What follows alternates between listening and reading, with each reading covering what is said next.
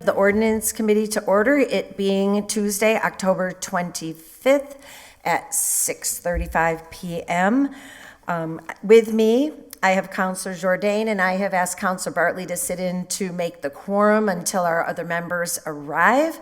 And I am Linda Bacon, City Councilor, Ward 5. Oh, Jose's on. I'm sorry?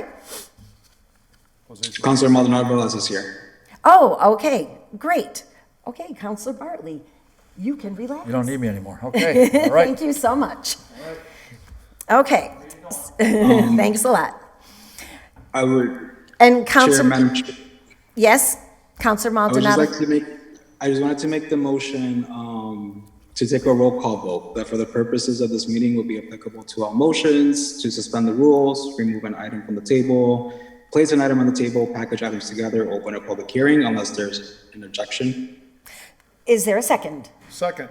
All in favor? Aye. No objections from the chambers. Perfect. So thank you for that. Now we don't have to bother doing roll call for every single item that we take up. So now I would like to entertain a motion to take up item 1. Oh, item 1, okay, very good. I'd like to make a motion to remove item number 1 from the table. Second. All in favor? Aye. So item 1 is a petition filed by Yahara Malero for a street vendor license. It was tabled 8/23 and 9/27, and the applicant has not responded to further outreach. So I'd like to entertain a motion to give this item leave to withdraw. So moved. Second. All in favor? Aye. Aye. Aye. So that's 3-0. Thank you. I'll entertain a motion to take up item 2. Take a motion to take item 2 off the table. Second. All in favor? Aye. So item 2 is a petition of Siobhan Ann Machuca, 47 Hitchcock Street, for a street vendor license on Race Street. And Siobhan is here with us in the chambers. Thank you for coming down. And we do have your application. And with her application, members of the committee, I have her mobile food permit application. I have her workers' comp insurance affidavit. I have her certificate of allergen awareness training, her Serve Safe certification, a description of the food truck, and the mobile food permit from the Board of Health. I think that covers everything. And so, I did have questions when we get to that. Siobhan, yeah, if you would just like to give us an overview of where you want to be and a general outline of your business, that would be great. All right, well, I have a mobile food trailer that attaches to a trailer hitch. I would like to be functioning on Race Street between Monroe, I believe it is, and the corner of Dwight and Race. Race. 161, 164 Race Street, there by the Culinary Institute. Oh, okay. Operating 11 to 8 p.m. a few days a week. I did outline for 7 days a week just based on weather or my own personal schedule, my kids' schedule as well. So whatever Okay. days best suit me, could just be 2 to 3 days a week or even just 1 day a week. But you're seeking authorization for the For 7 7 days, so that you correct. can be flexible. Correct. Okay. At the hours from 11 to 8 p.m. And it's actually a taco truck, just serving tacos and different types of burritos, and appetizers, beverages like canned sodas and juice, just simple things. Okay. All right. Questions? Councilor JOURDAIN? Yes, Siobhan, welcome. And in a minute, I'm going to ask your opinion about myself and some of the other counselors have filed an ordinance request about talking about doing food truck zones in the city. I don't know if you heard that we were proposing something along those lines, but I'd be interested in your opinion of this in Holyoke. And I'm going to ask you a couple questions because I want to make sure, because I'm a big fan of the food trucks. I think they add a lot of value, and I think it's great, and I'm certainly going to support you. But what I wanted to ask about is, what's the balance between, if I were to give you 12 months of the year, every day of the week from 11 to 8, which is what is on your application for a food truck, versus somebody who is paying taxes, has to open up a restaurant, has all the expenses related to a facility, and you don't have any of those expenses. And it's a balance, right? Like, I'm trying to make sure that we're helping our entrepreneurial food truck folks. But on the other hand, I'm trying not to burn the people that are running restaurants, and where you don't have those expenses and they do. So the question is, why open up a restaurant in town if we were going to allow a food truck 12 months of the year? It's not like, well, this is just for the summer and it's 3 days a week. You know, that's one thing. But if I were to just do exactly as your application says, 12 months of the year, 11 to 8, every 7 days a week, Right. what's the difference between that and a restaurant at that location, right? Well, for the pro of a entrepreneur, it's not having so much overhead, to be honest. You know, you Of don't have course, to yeah, really no, absolutely. either, you know, and it's kind of based on square footage in some places. The rent or even just owning the location, it's become very expensive. And then you run into Absolutely. issues where you're not making your quota, you're making your goals, so you're not able to keep and maintain a staff or an employment for other people. Whereas when you have just your food truck, you know, you have very low overhead, and it based on what you're making can only go so far. You only have so Right. much range of profits to make because you can only hold so much on a food truck. I don't have a walk-in fridge or freezer. I'm not stacked up on shelves. It's what's kind of what you have for the day is what you have for the day.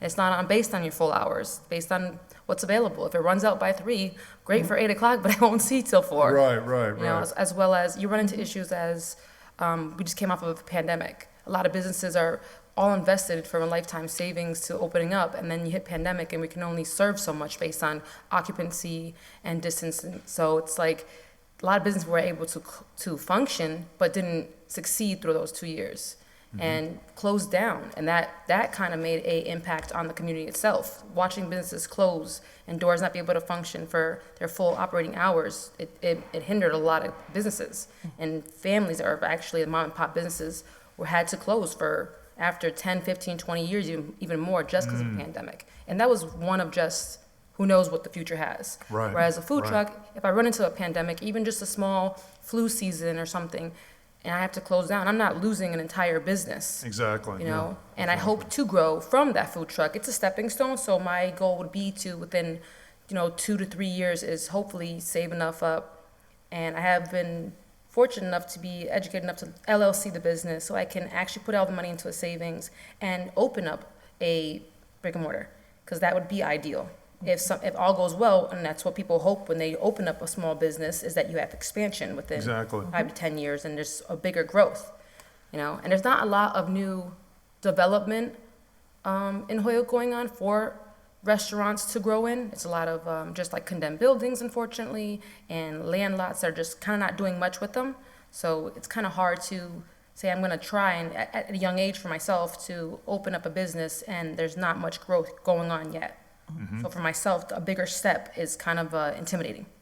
Absolutely. So if I were you, I'd be doing exactly what you're doing. I think this is the absolutely smart approach from a business perspective, because you're building up your clientele, you're Yes. doing it without having overhead. I know even myself as a small business person, I have a law office, and you sort of build that up to build your clientele without having all sort of this big expenses and stuff like that. You don't start off on 2 floors of a big fancy office building type of Right. thing. You're a little guy, and I'm still a little guy, but in that respect, by my choice.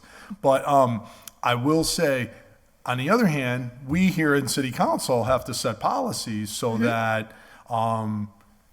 we create this balance. So what do you think is fair that we can meet your needs at the same time that we don't? Because if I give you I guess my concern is, and maybe I'll still do it, we'll give this and you can talk me into it, but a 12-month every day 9 hours a day permit to be on the street there, versus giving you something for 5 months and it's 3 days a week, maybe you need 4 days, but you're thinking maybe you're gonna go 2 to 3 days a week there, right? So what if we were to do something like 3 or 4 days a week? And how many hours would you normally go out there? Would you be out there for 8 hours or 9 hours? It all just depends typically on how the day works, So Okay. it's like how some people feel that the weekends are more productive. Whereas if it's a showering or we live in an area where we're climate controlled, so 12 months isn't exactly ideal 12 months. You probably have a good 5 months, 6 months of the year that you're actually functioning on a daily day basis. Whereas we do have snowstorms, we do have winter bands, we do have Right. side effects Yeah, to but this all is an the, important the point. locations that we're at. There are parking bans that restrict people, so I can't park on public streets with parking bans. Yeah, but okay, excellent. So my last point will be, I just have to be sensitive to the fact, and this is why, and I know we have some policy issues on this later on tonight's agenda, but if we grant a permit for you and for anybody else, totally 7 days a week, all year round, 9 hours a day, we've pretty much said, well, if I give it to your food truck, I got to give it to the next food truck. And so I'm just making us think here in this chamber, this is really more than just about yourself, is what are we doing here? And are we being consistent and are we being fair? So I just want to have this as limited to give you what you really need, and at the same time, I can use that as precedent for the others. So I mean, other mobile food vendors might not like the honest truth, but I feel like the fees and applications of all the process are relatively cheap. they are. So it's like, I mean, $100 to $150 is what you pay to get an annual. Right.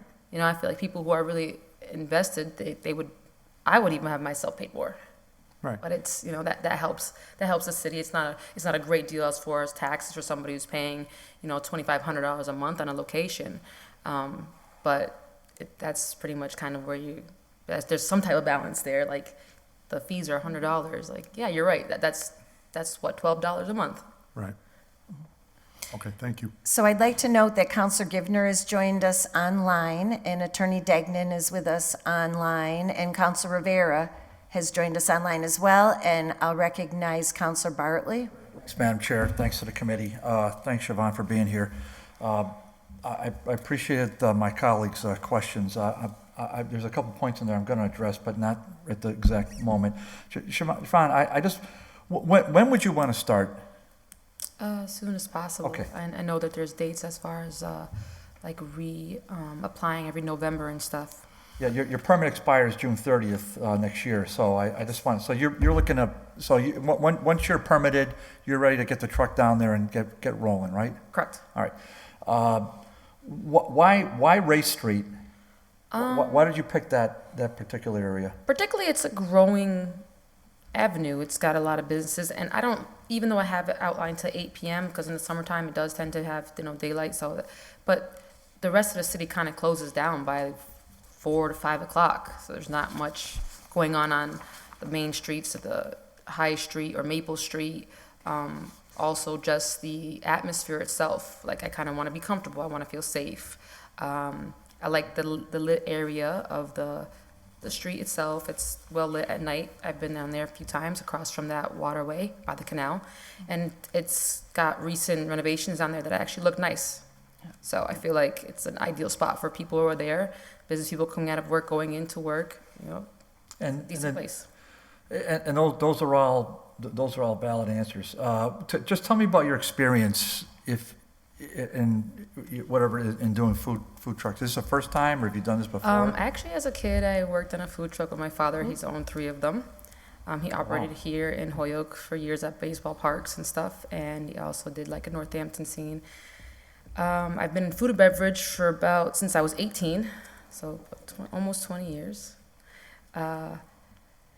I've been cooking for a lot of time. I've just enjoyed it. I find comfort in it. It's a passionate thing for myself. And I think that's a way of bringing people together. So I feel like if I'm going to do something and put my time and efforts as I am, I'd rather do it there.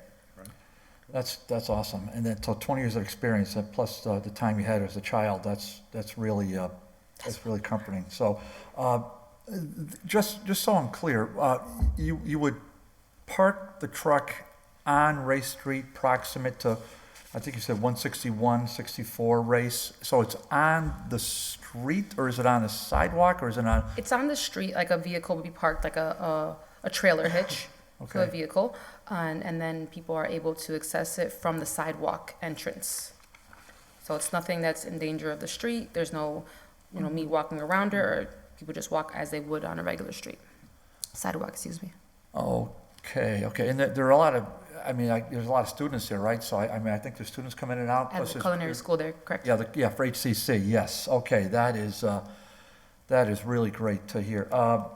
Okay, I would just hope, Madam Chair, and just to my good friend Kevin, that we can, because from what I'm hearing is that the applicant is while she's experienced, she wants to get a sense of what the market is. So I'm getting the sense that though she's going 7 days on the application, 11/8, she's probably going to figure out what days and what times are best suited for her schedule and for her business. So I wouldn't want to put a limit on it based upon, the food truck zone or another thing, because as the chair knows, this application, you can put restrictions on it, but it expires June 30th. So there's to me, there's a finite period of time, and I think hopefully we'll get some good feedback from Siobhan, and she'll provide it to us, and then when she reapplies, maybe she could have a more directed type of a permit application. And I would just say the last thing is, frankly, I think this is a wonderful thing that the city does. Yes, I represent a lot of businesses. As Kevin, I'm a small business person myself with the tiniest office you ever saw in your life, but it works for me. And if I want to leave there and grow, I certainly can, but I'm happy where I am. And I'm thinking that if there are other restaurants who are opposed to this, brick and mortar, I think they'd be here before us. I think that's just a thought to consider. I think the finite permit duration, June 30th, 23, I think that's something to consider. I think it's very important for us to give ourselves a pat in the back saying, hey, here's a chance we're offering as a municipality to entrepreneurs to get in the door to see whether this business, in this case, a taco business and food service, works for this particular applicant. I don't know too many other cities that do this, and for a pretty small admission fee, $150 and whatever the other, the Board of Health fees are as well. There might be another $100 fee on there, but it's fairly reasonable. And so my hope is that we can, once we put together a larger food truck ordinance, maybe, we can have a larger meeting. But for this applicant, my hope is that we can grant the permit pursuant to the applicant's desires. Thank you. Thank you. I'll make a couple comments, and then I see we have a couple of counselors in the queue. So I commend you for your entrepreneurial spirit. Thank you. And I would like us to keep this as wide open for you as possible. We are operating under our current ordinances. And I respect the needs of the bricks and mortar, but I'm reminded that there is a bricks and mortar restaurant that started out as a food truck. And if the limitations were put on that person, maybe they wouldn't have had enough success to get to the bricks and mortar. So what I'm hoping is that as we move forward, we're going to be able to set up a zone or more than one as an option. But I think always people should be able to come in and apply for what they think will work for them also. So I thank you for your interest, and I will be supporting your application. Thank you. I see Counselor Givner on the committee in the queue, and then after that, I will recognize Counselor Rivera. Counselor Givner, you have the floor. Thank you, Madam Chair.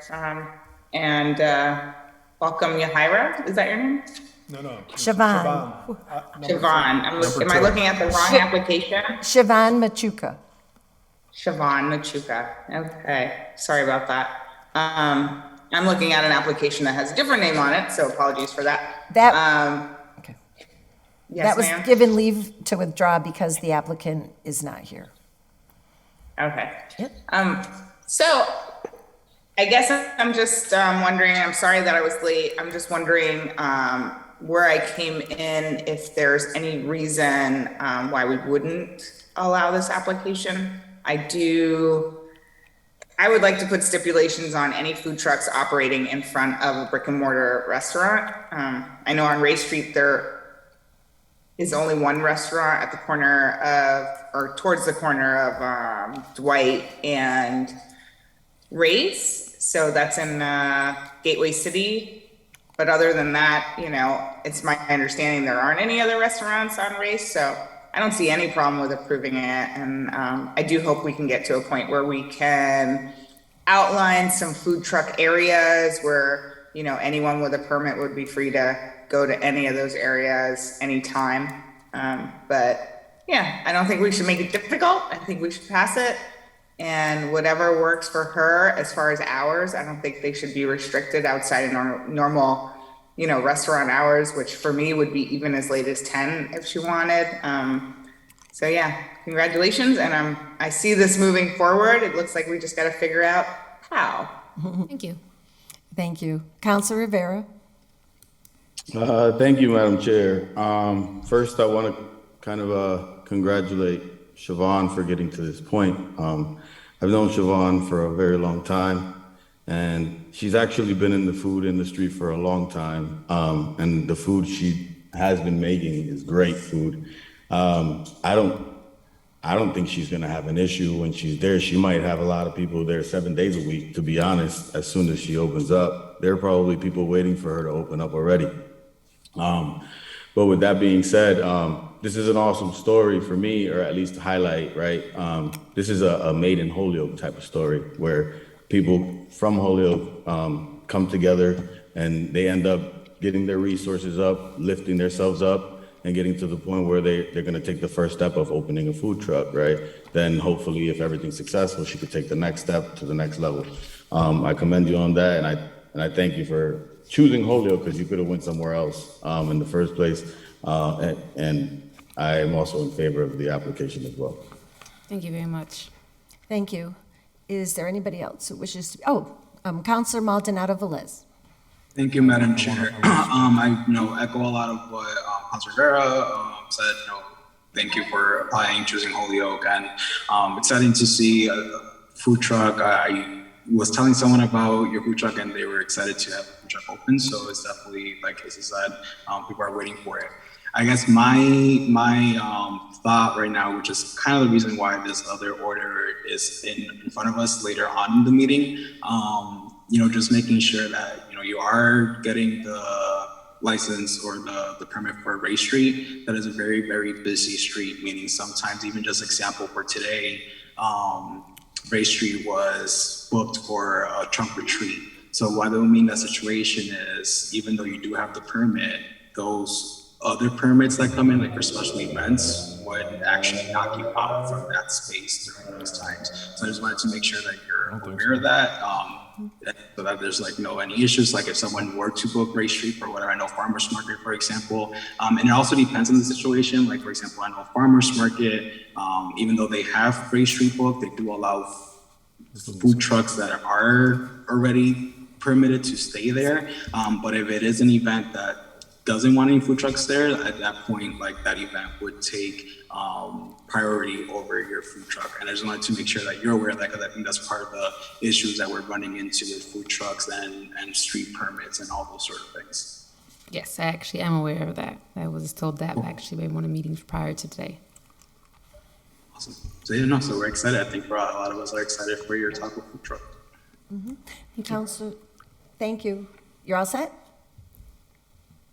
Yep. Councilor Jourdain? Yeah, thanks. So, Siobhan, I'm obviously, I think this is wonderful what you're doing here.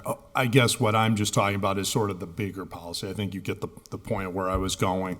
But by the way, if we grant you a permit here, I'm not necessarily of the same opinion as Counselor Maldonado Velez.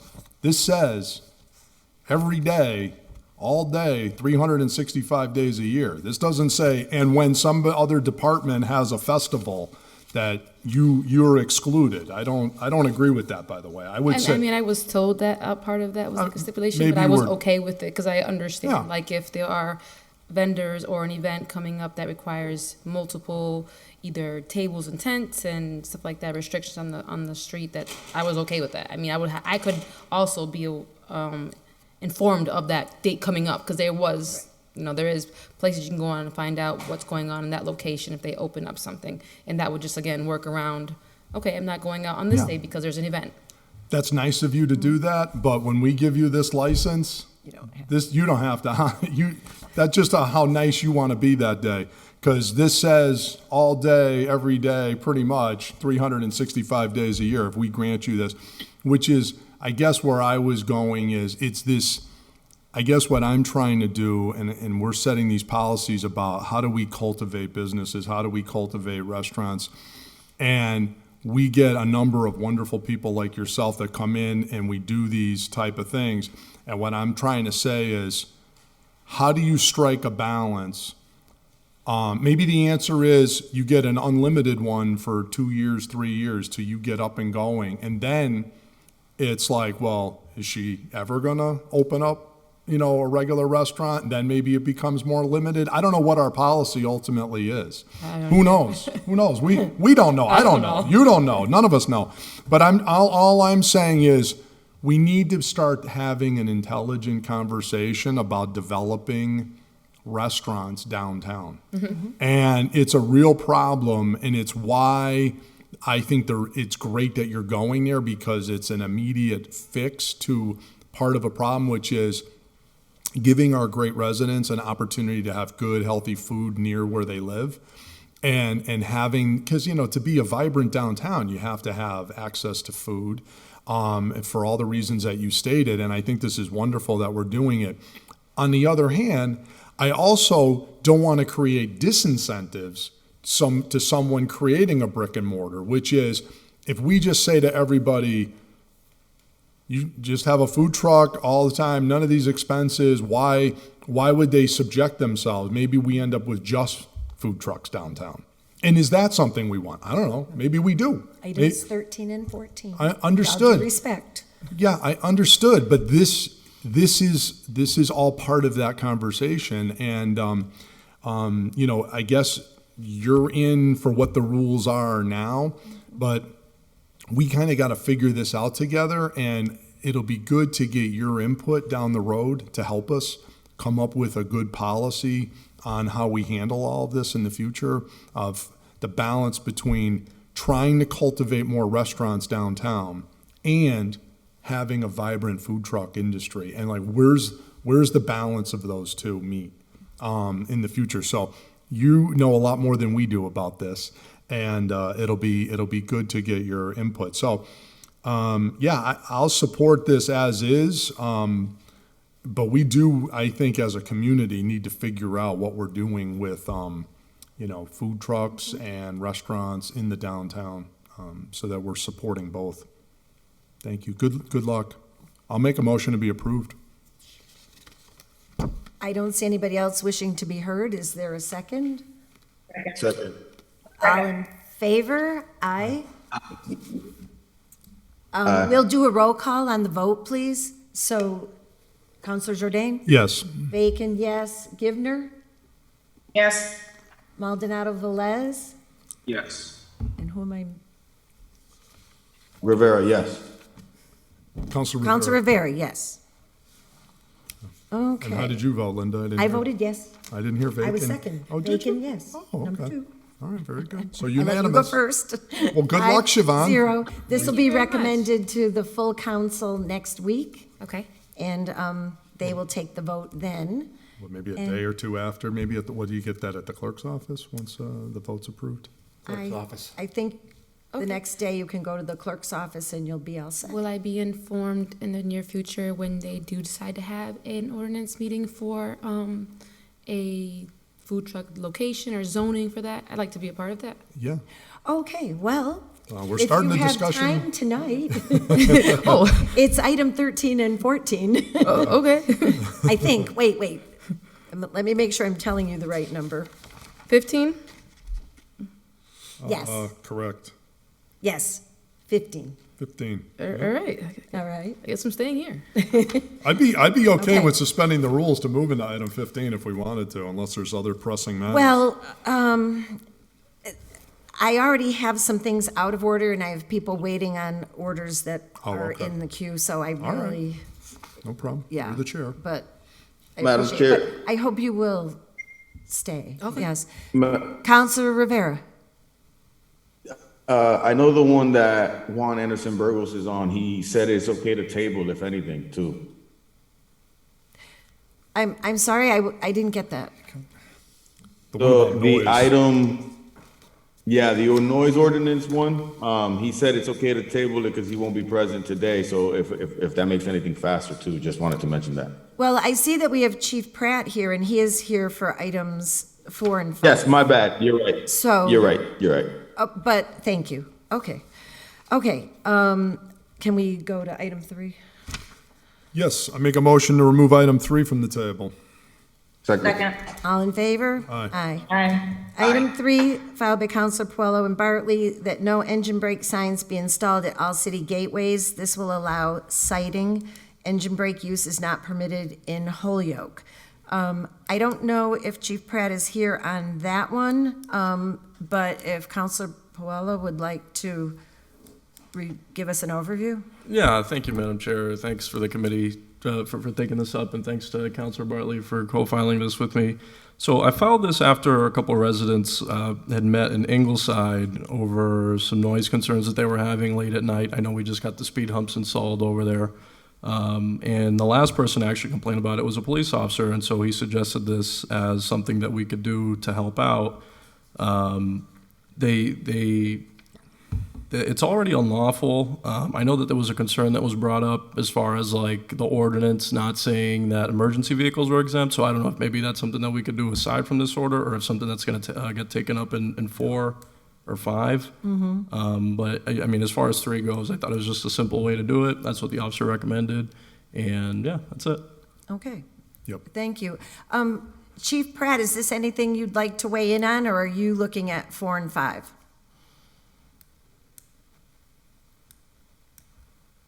And I'm sorry I didn't acknowledge that you were here with us on the Zoom. But Oh, no thank problem, you. no problem.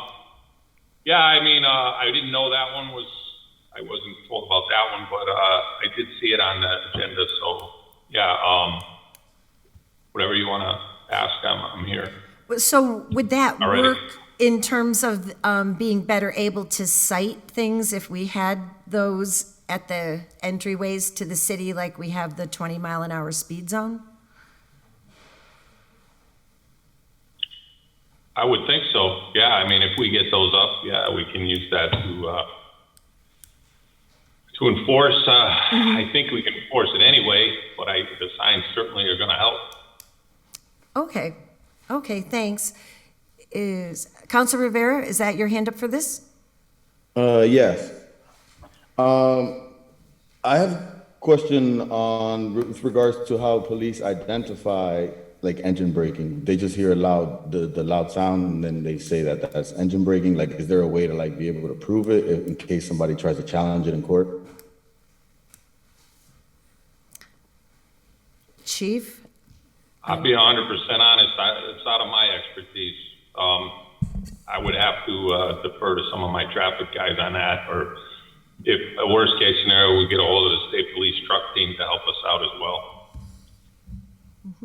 Okay, that would be different if you had state police, because then they would enforce it the way, I mean, but I just. It'll be different than our ordinance, correct, but they can still Right. enforce it, yeah. Just because I know I've spoken to a couple truck drivers, and they kind of are telling me that what's going on in the council, and they're like, we're kind of like feeling attacked, or like some of them live in the community, and it's not that they are the ones doing it, right? And that, in their opinion, this form of braking is a safer way of braking than the actual use of the brakes. I guess what I'm saying is, I would defer to an actual truck driver or someone that has experience as to why they are actually engine braking in these communities, right? Because they usually shouldn't, as a common practice, but if they are, there's possibly a purpose to it, with regards to that.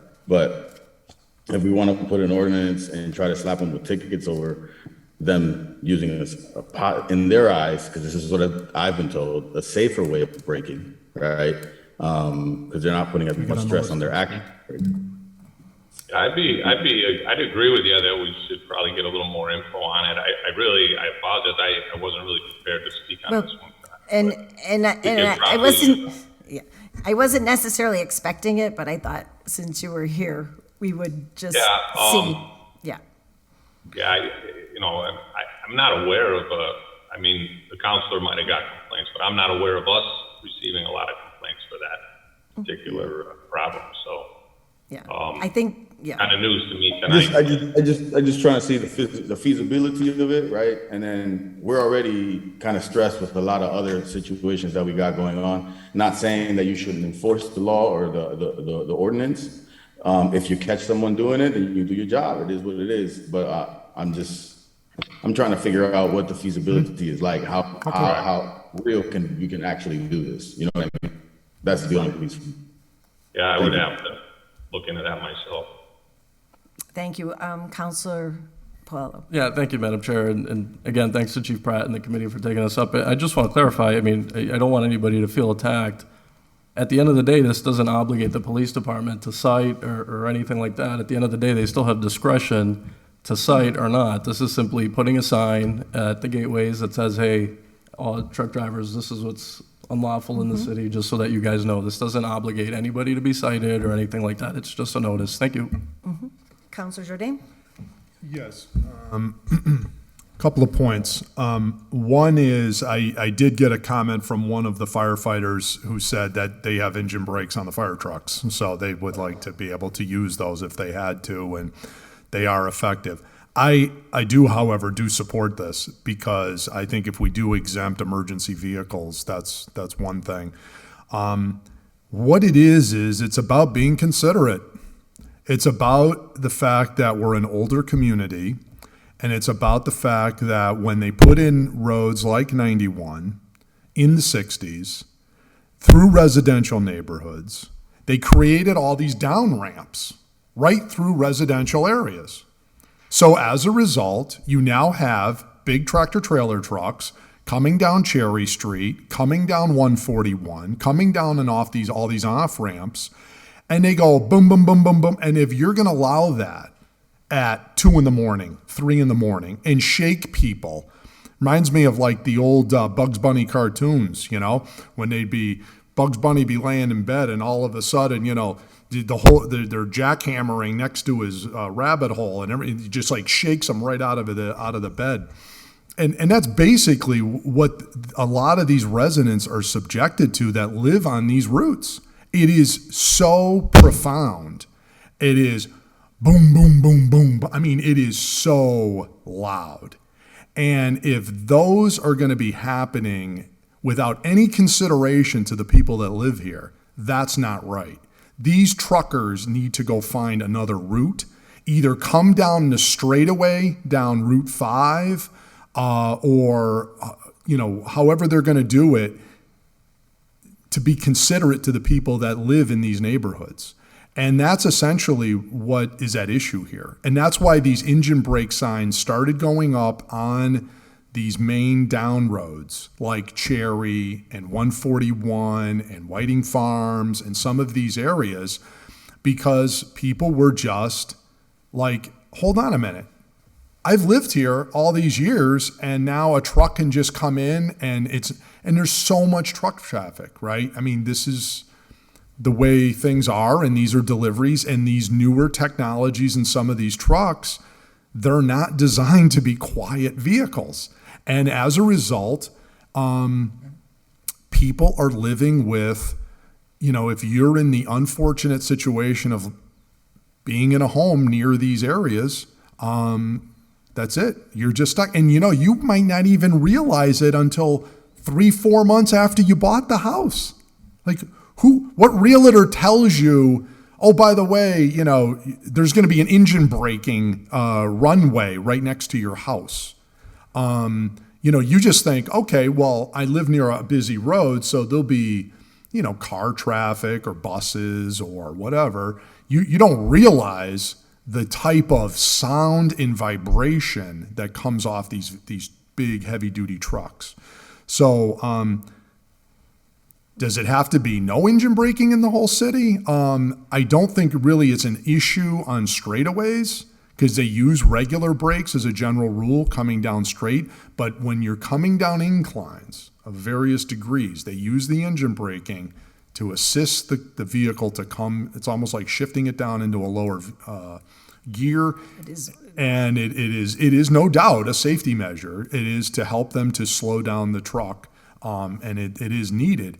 But on the other hand, what we're saying is the balance is find a different route. Don't come over 91 to go down to Northampton Street. Come up Route 5 from West Springfield or come down through from Northampton if you have to, especially at certain hours of the day.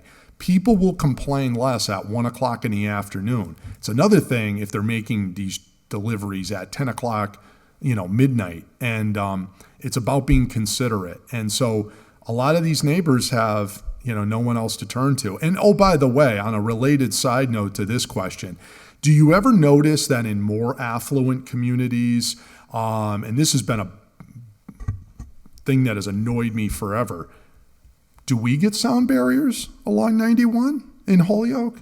Who gives a crap? It's just the people of Holyoke, right? Okay, we've been trying for decades to get sound barriers on 91. That would be a big help, okay? But the legislature sits on billions and billions and billions of dollars.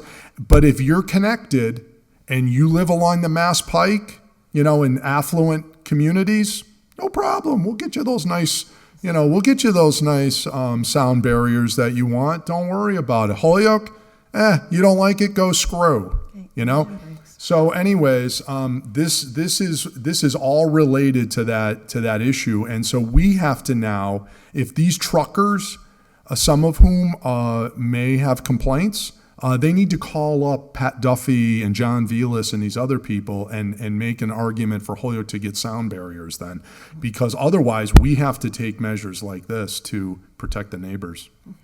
Thank you. I will comment that I think the ward counselors are probably getting the calls from the neighborhoods. And one of the reasons why I thought this order was a good idea to post at the entryways to the city is because I'm getting calls. I mean, you can name 5 streets in Ward 5 that want a no engine brake sign. I'm sure it's the same in all the other wards. So it seemed to me like it might be a good idea just to do it at the entry points so that there's a general advisory. And my understanding from people driving the trucks is that when they downshift and use the engine brake instead of their brakes, it actually extends the life of the brakes too, because they're putting less wear on them. So I get it and I understand it, but like has been said, we need to find a balance. Counselor Givner? I see your hand. Thank you, Madam. So this is a question about signs for engine braking, correct? Yes. Okay. If the problem is that we don't want trucks driving through neighborhood, maybe we should consider having no truck signs? Because as you also know, we have a real hard time with and enforcement. So putting signs all over the place, I'm not sure if that's, I don't know if the braking sign's really gonna help. I'd like to think it would. But I think I'm hearing that there's a different question, which is why are these trucks driving down residential neighborhood streets? Or maybe I'm misunderstanding. So much has been said about the highway. Well, just for clarification, for example, Southampton Road is a heavy truck road, but you can't tell the truckers they can't use the public way. Like, same with Route 202. We can't ban them from the road. And so... So if they're on a hill and they need to stop, how are they if they can't use their engine brakes? Isn't that a safety issue? They can use regular brakes. So there's engine brakes and then If there's that's not enough, regular they can't use brakes. their engine brake? The engine brakes are the ones that if you were ever sitting next to a truck or near a truck when it used it, is the one where they're going like bang, bang, bang, bang, bang down the road. They're very, I understand that very it comes loud. with a sound. However, when they use them, it's usually because they need to, or are they just using them? Are we under the impression that they're using them for fun? So they have two options to brake the truck. They can either use the engine brake or the regular brake where they push the brake pedal. And they like to use the engine brake because it doesn't put as much wear on the brakes. So it's a strategy of driving to, you know, get life out of their brakes, and also it's a safe way of slowing the truck. It's just a very loud way of slowing the truck if you're in a residential neighborhood. So that's why this came up. The ward counselors, I don't know if you are, but I get calls on engine brakes. Yeah, I get calls on other things, but well, not engine brakes. But I guess my follow-up to that would just be, maybe we should table this and invite in a professional truck driver or 10 to let us know what they're actually using the brakes for, because right now it seems like it's all speculation. is there anybody else who wishes to be heard? Oh, Counselor Rivera. Oh, I'm sorry, Counselor Bartley, I'm sorry. I did write your name down, too. Okay. I'll get to you I guess next. I'll wait then. Go ahead, Counselor Rivera. Oh, no, I was just gonna echo what I said earlier and some of what Councilor Givner said around the fact that bringing someone in to actually educate us on what the purpose is of using the engine brake. To my understanding, it's a safety measure, and it's used preferably because of the safety measure versus the fact, like, I guess saving your brakes is a plus, but to my understanding, they're taught to use that first, like the engine brake in their school, in their classes. So and maybe it would be better to bring someone in to better explain it. I'm not against the order. I would vote. I'd be in favor of it. Let's do it. But I would rather make my decision based from information from someone that actually drives trucks. So that way I have a better understanding. So if we have a consensus on the committee, what I'd like to do is reach out to Chief Pratt, who could reach out to the state police and maybe give us some feedback on this, and perhaps maybe the truck school that we have right here in the city could give us some information relative to that as well. But I will yield to Counselor Bartley. Yeah, thanks, Madam Chair. Right, so I'm not sure how this conversation got down this road, pun intended, but here we are. So the city already has ordinances relative to Jake brakes. This is a sign as a courtesy to motorists, particularly truck drivers, that watch your speeding. Holyoke has a lot of hills. Be careful driving, focus on the engine brakes. I don't think truck drivers hit them for fun. I think they do it because they're driving in excess of a posted speed limit, which is typically ignored. You look at Homestead Avenue on the downslope heading north on Route 202, there are no engine brake signs there. What we heard, and this is when the order was filed, we heard at the time we ought to have more of these as a courtesy to drivers, and we were hearing from truck drivers. We didn't. It just, and you heard from Chief Pratt. You know, I don't think we need to be educated as to what Jake brakes do. I think we can read about it ourselves, and I think to have a whole hearing as if we're the U.S. Senate and have a whole bunch of testimony relative to it, I don't think that's particularly relevant to this order. I think what we want to have, just like we had posted speed signs for 25 miles per hour I don't think we have to have anybody in from the National Traffic Safety Board telling us why we need to have 25 mile per hour speed signs. I think intuitively, we know it because most of us have a driver's license, at least I hope all of us do, and that we're able to navigate city streets. And we use a lot of common sense. If this was something that was targeting a particular group and it was an undue burden, I would say yes. That we could have a larger hearing. In this case, we're simply educating the public, telling our constituents, we're aware of your concerns and we want to get these signs posted so that the truck drivers who are the offenders, and we know how important truck drivers are and we respect truck drivers for all the things that they do. But when they're coming into the city of Holyoke with all its twisty roads and its hills, I'm not saying we're Worcester, but it's a fairly hilly city in a lot of parts, I think it would be a courtesy to those drivers to let them know as a gentle reminder, we don't want to have Jake brakes used. Clearly, if there's an emergency and they're having trouble stopping because they went too fast, they'll have to compress the Jake brake. We get it. Again, one last point, I don't think we need to have a whole training in this body for the police department. They can have their own training and do it at 138 Appleton with the Mass State Police. I don't think we need to waste our time. One last point, I've heard this repeatedly. I know we all want to be somewhere else. I want to be somewhere else. I'd like to be home.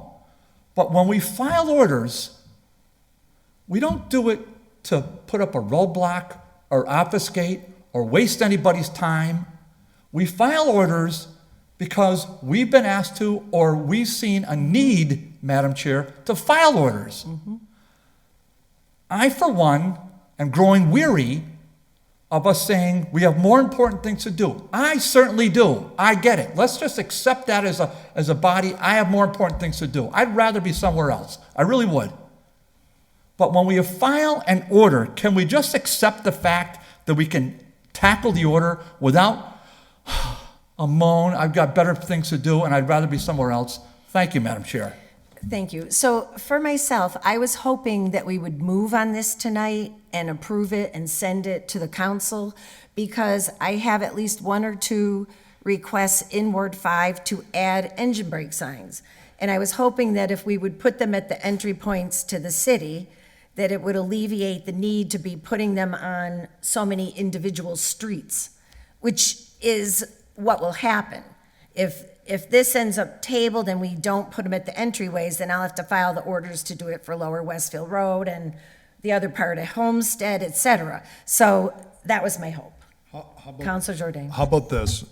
And maybe, because I also agree, I don't need, a whole science class on the use of engine brakes, but I would say that maybe we just put, if this is reasonable to the other members, no engine brakes except in an emergency. Yeah. How about that? And then this way, if somebody has to use them, please go ahead. I don't want you to crash a truck. But I agree, on the other hand, that if they follow the correct speed limit, that's part of the huge problem come off these off ramps and these down slopes. There is people going excessive speed, which is necessitating these engine brakes. And number two is they're not using alternate routes, being considerate to the people that live here too, because it's 5 minutes faster, and a lot of these businesses got these guys on, timetables and everything else. A lot of it isn't their fault, but I think, but unless there's really an emergency, I would say, please don't be considerate. Okay. So That's my motion to make the amendment. No engine brakes unless an emergency. I'm sorry? Chief Pratt, Chief Pratt's hand is up. Oh, Chief, I'm sorry, I didn't see it. Thank you. You have the floor. Yeah, I just wanted to, in the little time we were all talking, I made a quick call to our resident truck expert here, Sergeant Hart, who has his Class A license, and just got a little clarification. And just to help out, if it helps out, his understanding as well. It's part of, you know, sort of like truckers training, like we were talking about. It's a safer way to stop the truck, especially a truck with a heavier load. You know, take that for what it's worth. But that's basically, Sergeant Hart has his Class A license. He's very familiar with truck stuff. And Thank you for that. yeah, no problem. And then This lesson. You know, just for a little clarification, that's kind of sort of, he said that truck drivers are trained that way to use it because of the heavier loads in the trucks. That's when they have typically use it more often, is if they are coming in with a full loaded truck to help slow it down safer. It's a safer way of stopping the truck. That was his understanding and from his training in that. And I just knew that he had that training, so I made a quick call to him just to see if I could help clarify so we wouldn't have to. And he agreed about the state police are kind of more like the resident experts. We probably would need some training here to get some of our guys a little more trained or have them help us out. So that's all I had. Thank you. Thank you. So just as a follow-up for clarification, Chief, because we do have a number of the no engine brake signs throughout the city. So if we do file this and extend the signage, but use except in emergencies, which a heavy load could be interpreted to mean, it wouldn't create an unsafe situation. Would that be a fair way to say it? Yeah, I think that would be a fair way to say it.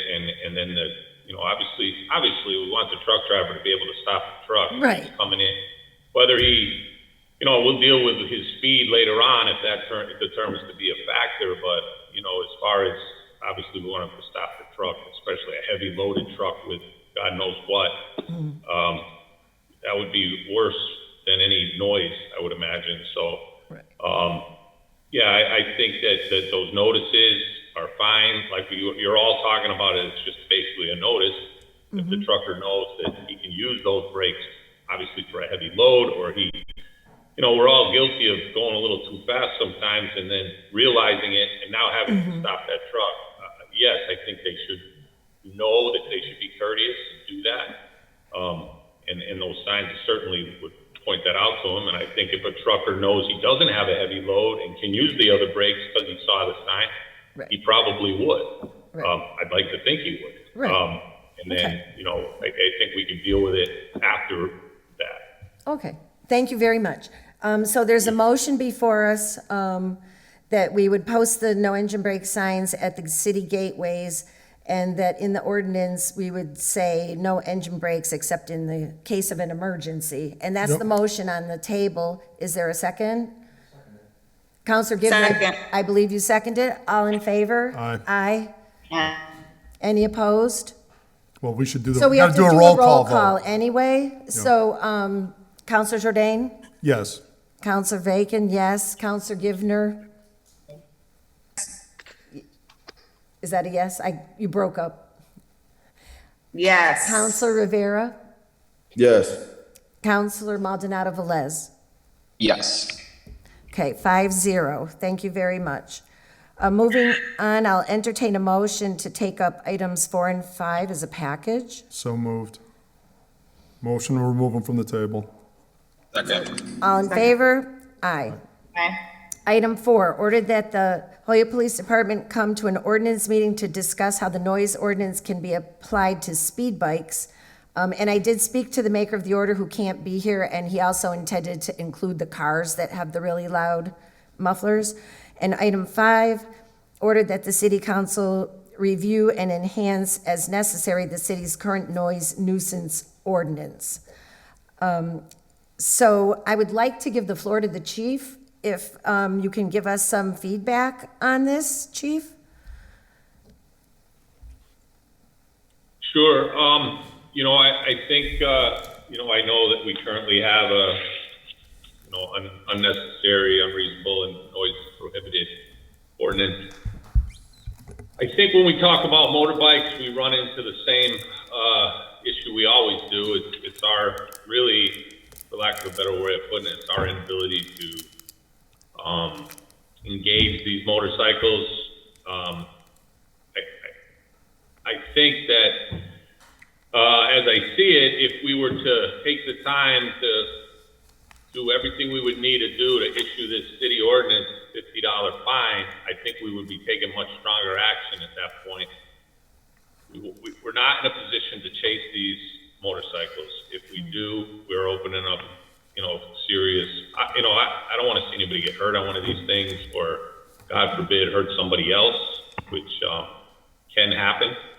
As we know, a civilian or whatever, if we start to try to chase one of these things and it takes off, we have to be aware of that. So I get where you're going with this, and it could be a tool for us to use as far as if we were, every situation's different and every person we deal with would be different to deal with this type of thing.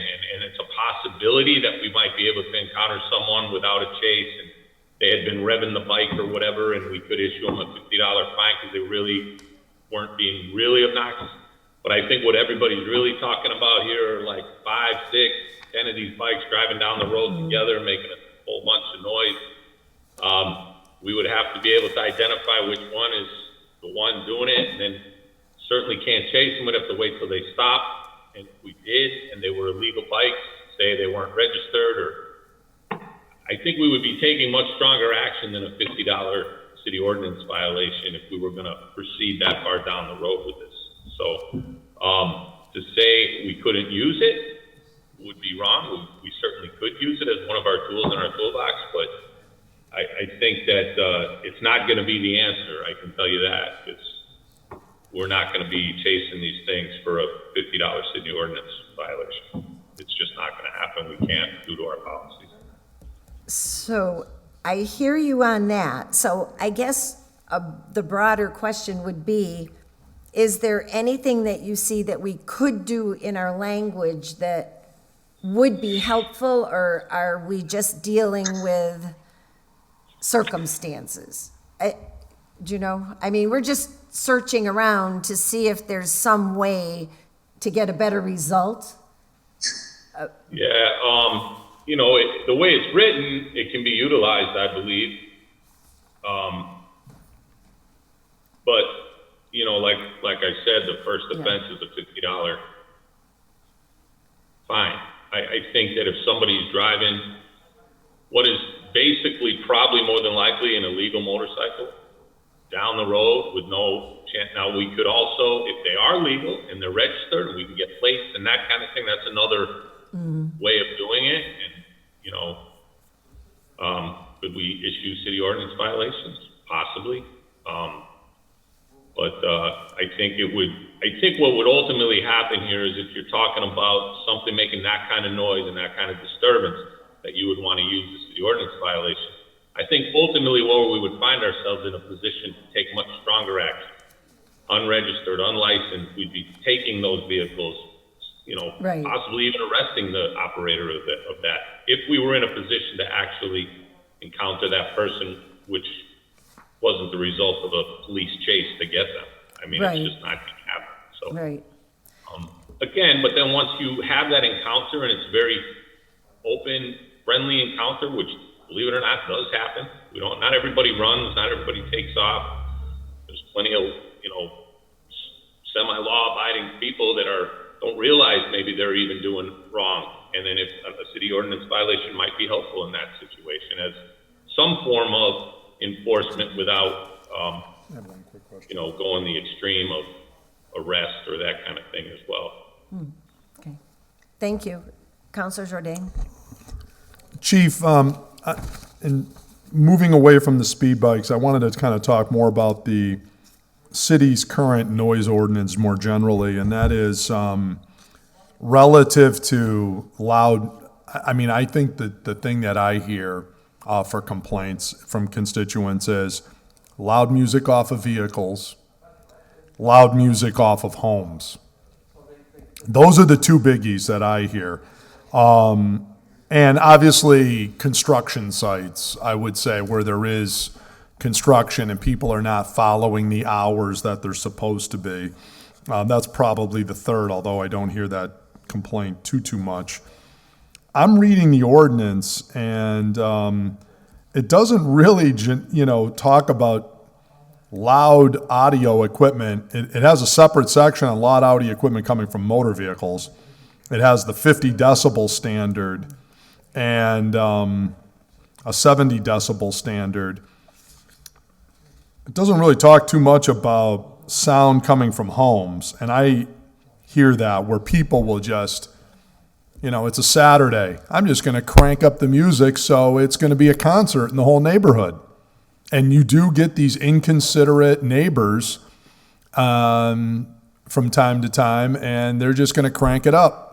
And question is, is that okay?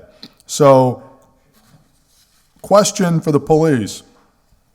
How are we on giving out tickets for loud audio equipment and these disturbing the peace type complaints generally? Are we giving out a fair amount of tickets? And do you have any statistics you keep on that type of thing that we could take a look at? I could look into it. I didn't come with any statistics tonight on loud parties or music, but I can see what we have on it. I don't have anything. I don't think it's a normal track that we really track of. Thank you. Best of luck. So So it might be helpful if you guys did, and these are the quality of life things that folks turn to your department in the event that there are these problems. Hopefully we don't get a lot, but obviously with parties at a house type of thing, if the neighbor doesn't do it too often, most people that are the neighbors don't really care. But it's when it's a consistent all the time type of problem, that's when we want to have an issue with it. So are you prepared, the police department, to hand out tickets as necessary to, if we were to ask, say there's loud vehicles going down West Franklin Street all the time, is this something that when you guys are doing either speed traps or other things, you can keep an eye out for people going by with excessively loud music too, to hand out some tickets? Because usually that's how these things work, right? You got to give out some tickets once in a while for people to get the idea and get the word out that we mean business. Are we keeping an eye out on that? The way we handle things, I was about to bring up when you spoke of house parties or that type of thing. My general feeling on that is when we're ultimately called on that type of disturbance, we go. There's a process, first offense, second offense, third offense. We typically don't have a real problem with that. Once we go and say, hey, turn it down or whatever, or here's your first citation, turn it down, that usually pretty much ended as far as houses go. As far as cars go, as far as loud music, cars, if there was a specific area like anything else, we could certainly look into that. I would say that we're still in the same realm as far as we're not going to chase motor vehicles around town that their music's a little loud. However, if there were other violations, if we were doing something else and there was loud music as well, certainly they could be cited for that. But I don't envision a day that we're just sitting on the street hoping someone goes by with a loud stereo and we're going to pull them over or attempt to. Quite frankly, we have a lot of other enforcement needs, and I just don't know if I have the resources to focus on stereo equipment. Well, it's beyond that. Maybe you missed the first part of my question, but it is, while you're doing speeding, I would assume that, and hopefully you're doing, and providing resources for speed enforcement, it seems like that's a walk and chew gum moment where if you're out there for speed enforcement, you're sitting in the car as all these people are driving by you for speed enforcement, that you would be listening for sound too on some of these busy roads in neighborhoods. Because I'm assuming that, whether it's some of the streets that we've had, West Franklin or a Sargent Street comes to mind that we've had real difficulty with speeding in the past. Are the officers being aware of these other violations too while they're out there? Oh, yeah. I thought I addressed that. When we're out there, absolutely. Okay. All right. That was kind of my point, is that, yeah, we're out there doing other things. If that becomes part of that, absolutely. We could take action. I'm not looking for a I didn't say music it as far sting. as, only thing was No, music. no one's suggesting that. Yeah, no, absolutely. It can be part of whatever enforcement we're doing. And, I think that that's certainly something that could be done. Okay, great, thank you. Council Rivera? I just I just would like to know what like the state laws around it and how different are they from what our ordinance are, right, with music. Because I know if state police are around, they'll pull you over for loud music and they'll give you a ticket.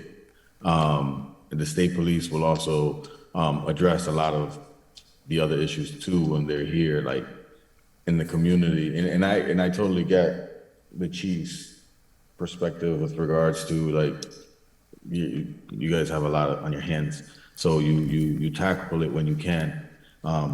Hopefully we can focus more on getting the traffic issues mitigated and create a specific plan around focusing on traffic, so that way when we can pursue these issues, and when these issues come up, we have a better foundation to work from, I guess, or frame of work. But I guess for me, I agree with a lot of what's been said with regards to the noises. I just don't know how it could be enforced in a way where it's beneficial for the community. Because when state troopers pull you over, it's like a $300 fine. Over here, it sounds like Chief Pratt saying it's $50. That's a big difference. Maybe in increasing the price in the fine, it may have more impact. You know what I mean? That would be the conversation, but I don't know. Could be. Well, I think the fine does go up to 300 after like subsequent offenses. It's 50. Starts But at 50. I think for state police, it starts at 300 and it goes to 350, then to like 400, and then it caps at 500. So it's like, I'm not saying it has to be that harsh, but I mean, they're doing something. Put it this way, I don't have loud music anymore. I don't play that game anymore. I got a lot of tickets back in my day. Okay, are you all set? Okay, Counselor Givner? Thank you, Madam Chair. I just had I had one question for Chief Pratt regarding the amount of people you have available on a given shift. I newly learned that you expect to, or you should normally have like 12 officers on a shift. How many do you normally have on a shift?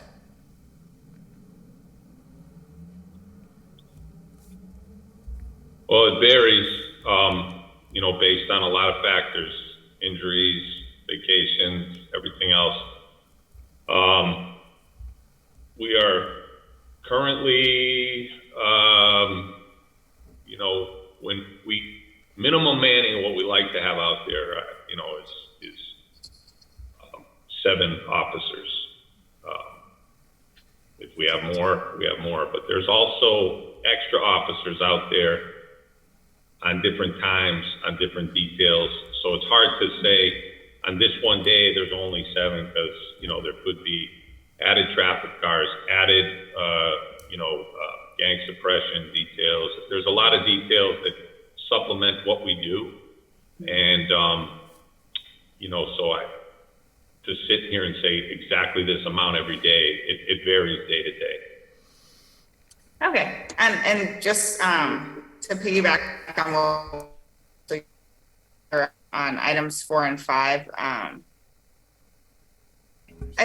for us to improve our noise ordinances, but, you know, our issue is compliance and enforcement. And I don't think that's news to anyone on this committee. So I think it's a good idea to review it and see what we can add. But until we have the manpower or, you know, a full-on traffic patrol unit who's just out there giving out tickets and stopping people for engine noise and, you know, tailpipes illegal and, you know, I mean, I'm sure you all know too, all the things that make all this noise are aftermarket. So these are things added to people's vehicles to make additional noise on purpose. But until we get to a place where we can enforce it, I'm not really sure how much we can add to our existing nuisance and noise ordinances to really make a difference. I hear you. Thank you. Counselor Jourdain. Yeah, I think Counselor Givner makes a great point, and she's right. I mean, basically, one of the things as we think about this going forward is it might be we increase, as Counselor Rivera correctly points out, to increase the fines. And then if we're really giving out the tickets and we're generating the revenue, maybe what we need to do is start having designated employees and task force to that, maybe coupled with some grant money, put that to really fund more of this type of quality of life enforcement, because these things really are important, and it's the things that, you know, our constituents really count on us to make sure that their quality of life is protected, and it makes sure that everybody plays by the rules. So I think and I'm going to recommend that we ultimately table this, and I know Councilor Anderson-Burgos wanted that too as well. Mm-hmm. So, you know, we'll have to continue the conversation about how we want to do it, but as the other counselors point out, they're right. We have to think about a revenue source for more enforcement on this itself, because this is important. It's not just about changing the rules, it's about changing the whole way we handle this in Holyoke. So maybe we can get a good conversation going about how we're going to pull this off. It could be really helpful. I'll make a motion to table 4 and 5. Okay, is there a second? All in favor, a roll call. Yes, Jourdain? yes. Bacon, yes. Givner? Yes.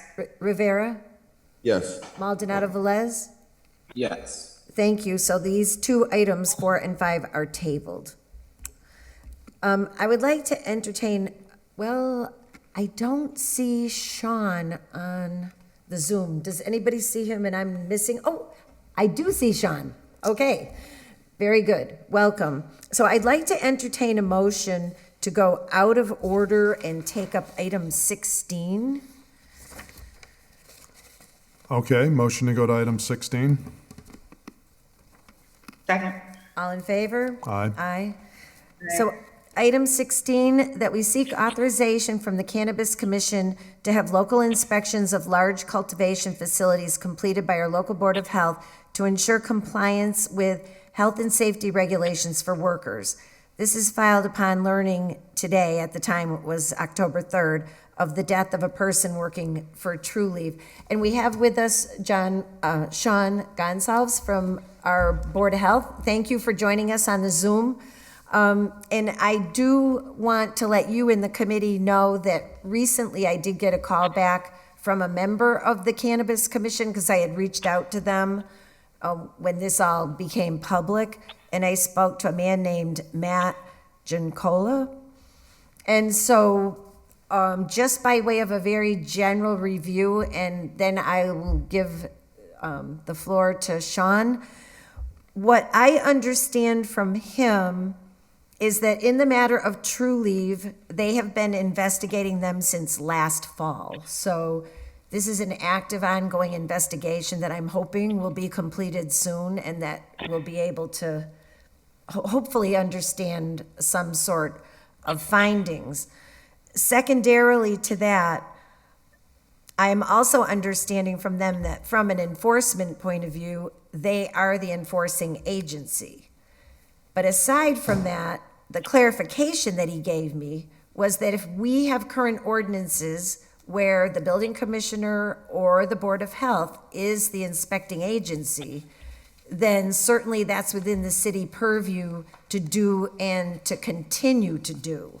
So that was a clarifying piece of information for me. And Sean had earlier let me know that it was the Cannabis Commission that enforces the 21 age relative to recreational purchasing. But those were some key pieces of information that the representative from the Cannabis Commission shared with me. So Sean, I'll let you have the floor, and maybe you could let us know how the ordinances and what you do does relate to the cannabis, maybe. Hi, everyone. Sean Gonsalves, Director of the Holyoke Board of Health. So I guess I have a couple of points I'd like to go over relative to this. The first one is, in addition to local ordinances, boards of health are also able to pass regulations as the Board of Health that can limit or can modify what cannabis businesses do in the community that the Board of Health oversees. And some communities have chosen to use the Board of Health as an enforcing agency. As of yet, the Board of Health in Holyoke has done very little in terms of direct enforcement. There are some general things that we do. We review, we're part of the process of plan review. So we get all the site plan review stuff that most of the agencies get that are listed out. I know the council gets some of them, legal gets them, planning, building, Board of Health. So we're part of that process. And then we also enforce some of the general city ordinances that affect all commercial businesses. But as for specific going into cannabis businesses and doing investigations based off of the state's regulations for cannabis businesses, that is not something that we currently do, nor have we done. Right. And I will just, if I can get up on my soapbox for just 30 seconds, I'll just mention that capacity is an issue with the Board of Health as well. Fiscal year 21 and fiscal year 22, the city has chosen not to fund one of my inspector positions, which, as long as that happens, reduces my ability to take on additional work and additional enforcement. And I'll use that as a segue into the next section, which is, I spoke with Aaron. Aaron couldn't make it tonight, but he and I were both invited to speak on this item, and he and I have been discussing some matters related to the cannabis industry over the last 6 months to the year. And as part of those discussions, I have a list that I got from economic development where there are 70 cannabis businesses that are either operating or desire to operate in the city of Holyoke. So that's currently permitted and operating, in the process of getting city approval, or in the process of getting CCC, Cannabis Control Commission approval. And that is a massive number of inspections. And for us to investigate and inspect to the extent that it seems may be desired, it would require a large amount of resources. And so that sort of brings me to my third point, which is the cannabis impact fee. And I think that's where I'm going to leverage this whole thing. So, we don't have the staff currently to take on, 50 or 60 or 70 cannabis businesses, especially for the fact that we've never done this before. And it would require creation of a protocol, creation of inspection documents, training. It would be a very large undertaking. But the impact fee allows for a lot of possibilities. And as you may or may not be aware, economic development has solicited proposals for that impact fee. It was on their website, it was open. And the Board of Health, personally, I put in a request I put a bookmark in there for $75,000. Obviously, I didn't go out to bid on this. That number might need some more fine tuning, but I specifically put in a request for the hiring of an outside consultant contractor to do these inspections. In addition, to just baseline, the conversations we had about nuisance odors. There are a variety of other issues that have come up. I think, there are some tiers of involvement in the city. Council has the individual conditions that they might put on an application, an individual application. You have building, department issues. You have Board of Health issues. You have possibly license board issues. You have the planning department and their site assignment. You have legal issues. I sat in some of these council discussions where there was lengthy discussions and disagreements about the possibilities with language and restrictions and the specificity in some of these special permits. And so I propose that we hire a specialist. You use a very small portion of that money on an annual basis to come in and do comprehensive cannabis regulation.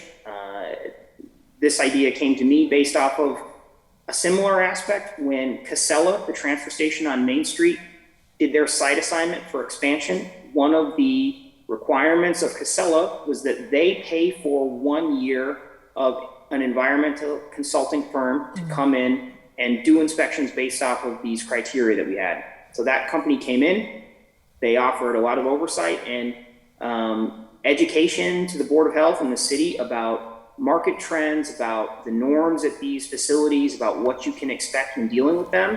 They created an inspection form, and then they really set the tone because they had no other priorities in the city other than these inspections. Going in every week, doing inspections, communicating expectations, reporting to the city, giving the city an opportunity, specifically the Board of Health in this case, an opportunity to give feedback on the enforcement.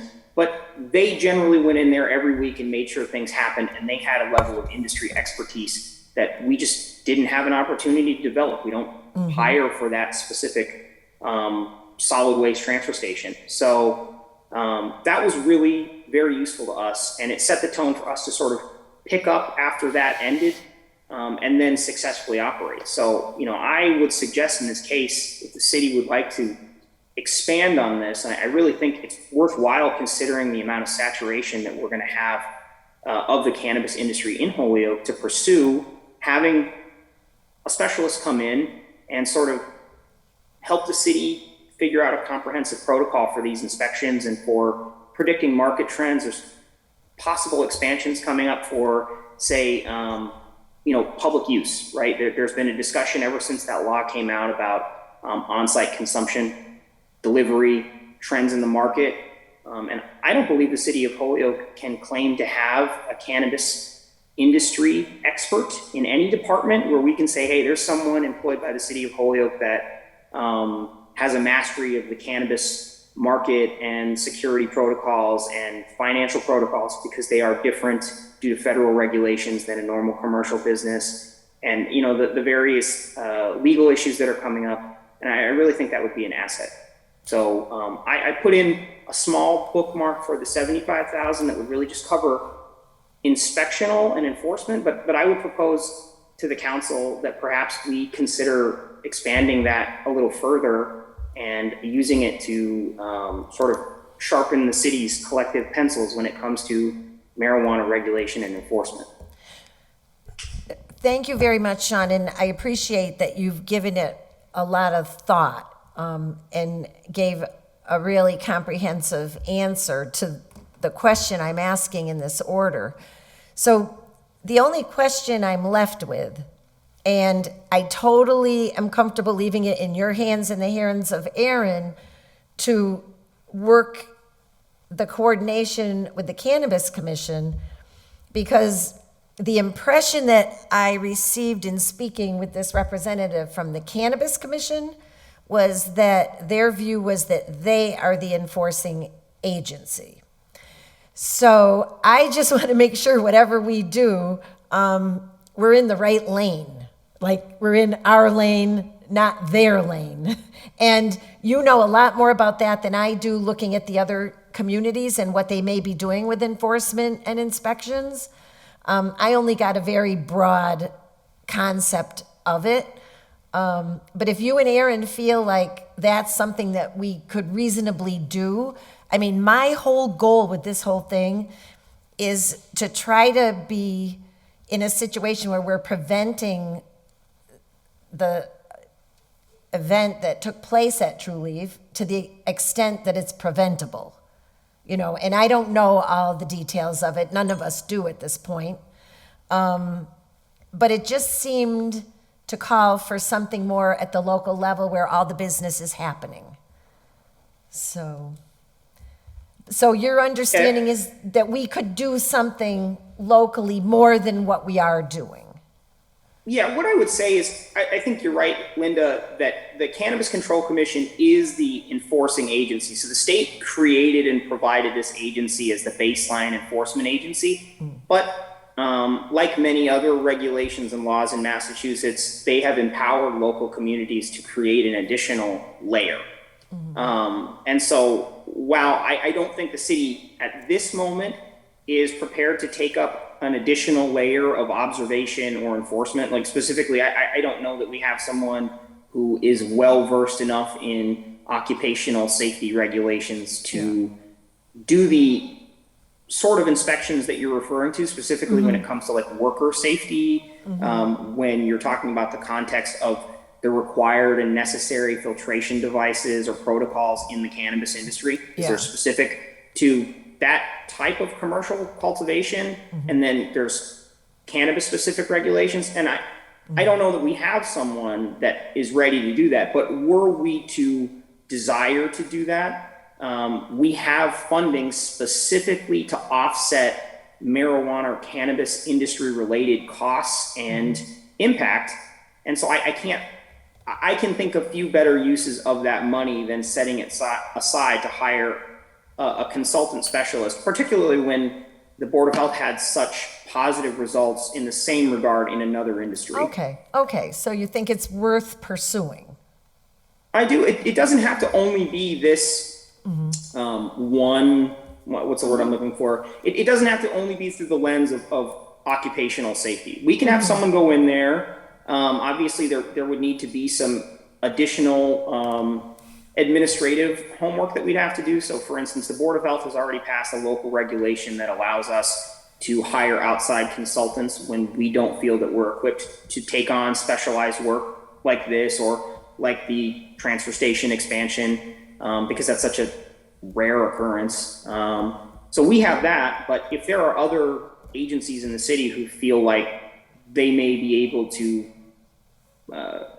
be more involved or take better precautions with this sort of advantage that we have, we could look at that at a broader angle and we could create a policy from there. So I do think it's worth exploring, and then we can kind of decide exactly how far we want the confines of that to expand based off of department feedback. Okay. Thank you. Councilor Jourdain? Yeah, thank you. Well, first of all, I 100% agree with Sean. I 100% agreed with Sean 3 months ago when I filed an order to do exactly what he's suggesting. So, the question is, let's go ahead and start doing it. My concern here is that over the last few years or so, we've been casting the net out. Anybody with marijuana, come to Holyoke, right? Whatever business it is, we want you to grow your marijuana here. We want you to sell your marijuana here. We're all about marijuana. That's basically our main thing here now. And so come to come to Holyoke. And basically, we do all of this. Meanwhile, we have no infrastructure in place to actually deal with it once it actually gets here, right? So, it just seemed like we got everybody to come here, and now what? We're putting on conditions, we're granting all these permits, and I don't think we've ever turned one down. Even Northampton, by the way, is turning them down now. I thought that was kind of interesting. Up in Florence, apparently 14 is enough for them in Northampton. But anyways, here we're granting all these permits, we're putting on all these conditions, we're saying do all these wonderful things, and who the hell is policing all this stuff? Nobody. So it's the wild, wild west, and now we have, if you listen to some of these videos that are out there, this poor woman and her circumstances, who knows where the truth lies in all of this. But if half of what they're saying is true, it's very disconcerting, to say the least. And so, meanwhile, the only thing I've heard about impact fee, and we, thank you, City Council, because me and other councilors in this room put the brakes on let's fix out, let's give everybody new sidewalks in front of their marijuana facility. And oh, by the way, you want to go to HCC, here's a scholarship for the training that these millionaires that are running these places don't want to pay for. So we're going to use the impact fee to go train their staff at HCC. Craziness, as far as I'm concerned, largely. And what we need to be doing is, can we, get this all organized? How about inspections? How about people actually making sure everybody's playing by all the rules with all this stuff? That's where the first dollar should be spent. We're sitting on like $3.5 million of this marijuana impact money. With all due respect to everybody that's running the city, and I'm simply a policy guy that comes in twice a month. The people that actually run the place day to day, can we get a plan? I mean, you don't just bring it in, we'll vote on it. It's not encourage the city council to go ahead and approve this. We can only vote on money that comes from the mayor. And you guys have to develop a plan and bring it into us. Yes, 100%. I bet you it passes 13-0. Everybody's on favor, Sean, to do that. Hire the consulting contractor to look at, the different issues that the Board of Health. I encourage the building department should have the same one. We have a person who wrote a nastygram back to the city council about how the building department is totally unresponsive.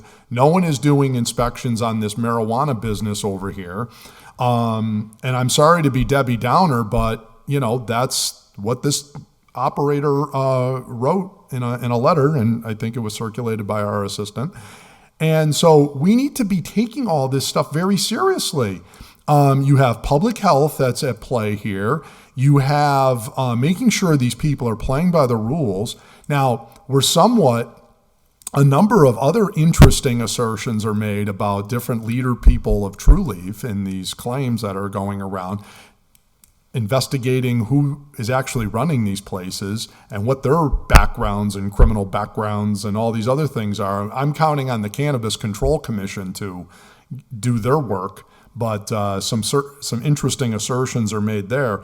But I just hope, as far as the Holyoke goes, as far as I'm concerned, you've got all the money in the world you would need, as far as that I can reasonably tell, you'd have a full-time person.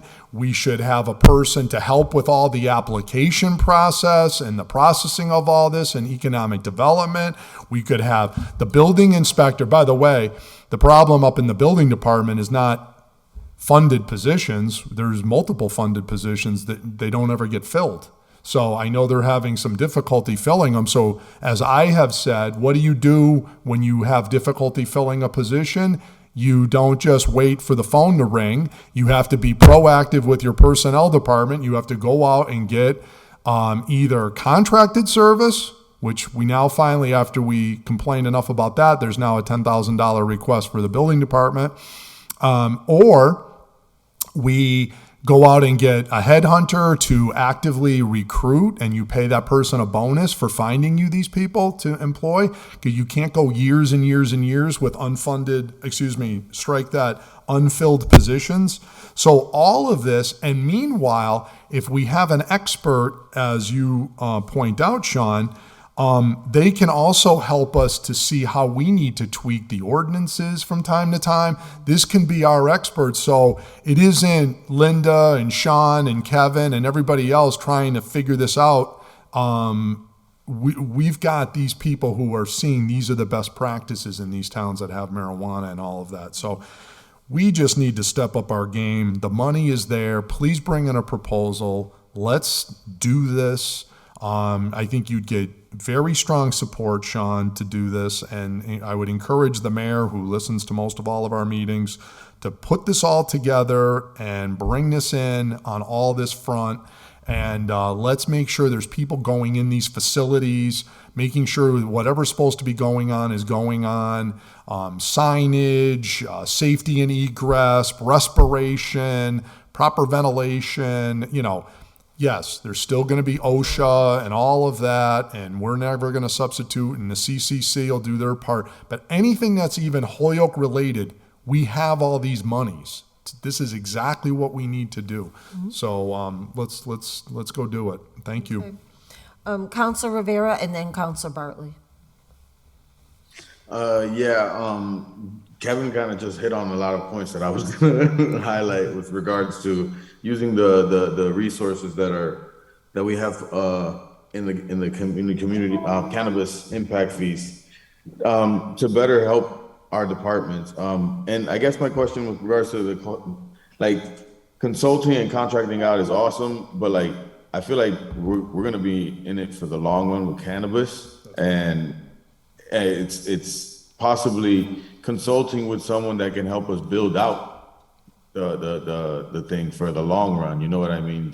Not just always contracting out with one-off contracts with people, but eventually building out a department under the Board of Health that could help out mitigate all these situations in the long run. I mean, obviously those are longer ideas, but when we go bid out for contracts for the consulting, it's trying to keep that in mind at the same time. But yeah, it's all great things to hear that, to use the funds in that way. And okay, thank you. Thank you. Council Bartley. Madam Chair, thank you. Just through the chair to Sean. Sean, could you just quick? You said it pretty quick. I didn't have my pen handy. You gave some data about currently permitted facilities. Would you just run and the ones that are in process for the city? Would you just slowly repeat those for me? Yeah, so I have a list that I was provided by Planning and Economic Development, and it had a list of I'm sorry, I said 70. It had 69 businesses listed that are all cannabis businesses. Some of them are in the same facility, but they're individual businesses, and they are either actively operating in the city, the ones that we're aware of. There are ones that are waiting on approval by council, and then there are ones that are waiting on approval from the state before they move forward. But there's 69 names on here of businesses. 69 names. And on your list, do you have, Sean, I want you to send that to us, please. So hopefully you can do that. Is that something that you feel comfortable sharing with the city council? I hope it is. It doesn't belong to me. I will speak to economic development. I don't see why not. It wasn't Send it to us. I would shared hope in so. like a confidential document. Yeah, you can check with Jeffrey. He might have already sent it to us. Well, I just received a starkly different number, because I asked for that, because a constituent asked for me. I received a starkly different number from OPED earlier today. So I'm going to have to reconcile what I received today with what I hope to receive tomorrow, and we'll proceed accordingly. And I'll break that down a little more. The cannabis impact fee, pursuant what you heard the former city council president say, was based on a communication we received at the last meeting. And I believe the number was 3.7 million, but who's counting? So that's a number that's been held essentially in trust in our accounts, and I want the public to be aware of that, along with the other funds that we're holding in trust, the so-called rainy day funds. I really hope that those, at least some of that data, can get posted on the city council's website. I hope we do that to make all those numbers public, and do that on a regular rotating quarterly basis so we can get those numbers out to the public. So you might as well know where your tax dollars are and who's holding them, and what the value is. In terms of the cannabis impact fee and its use, I mean, what are we doing with it?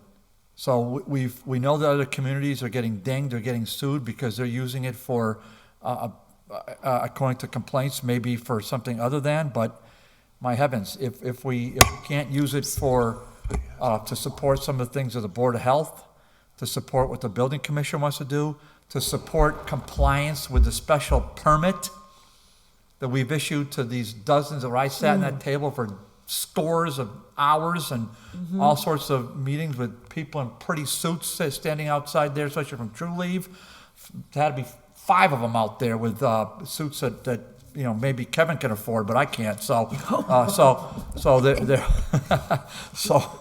I'm just saying, it was quite an array of business people from a company that's traded up in the Canadian Stock Exchange. Good for them.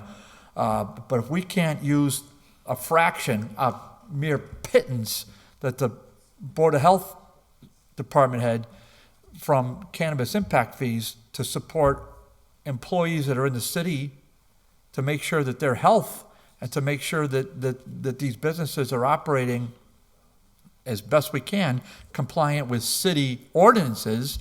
I'm not saying we're OSHA or some other state agency, but we can certainly work with them hand in glove, and that's what I hope we will use some of these monies for. I'm mystified as to why we haven't, you know, the pile's getting higher, and good for us, but let's start using some of that money to start.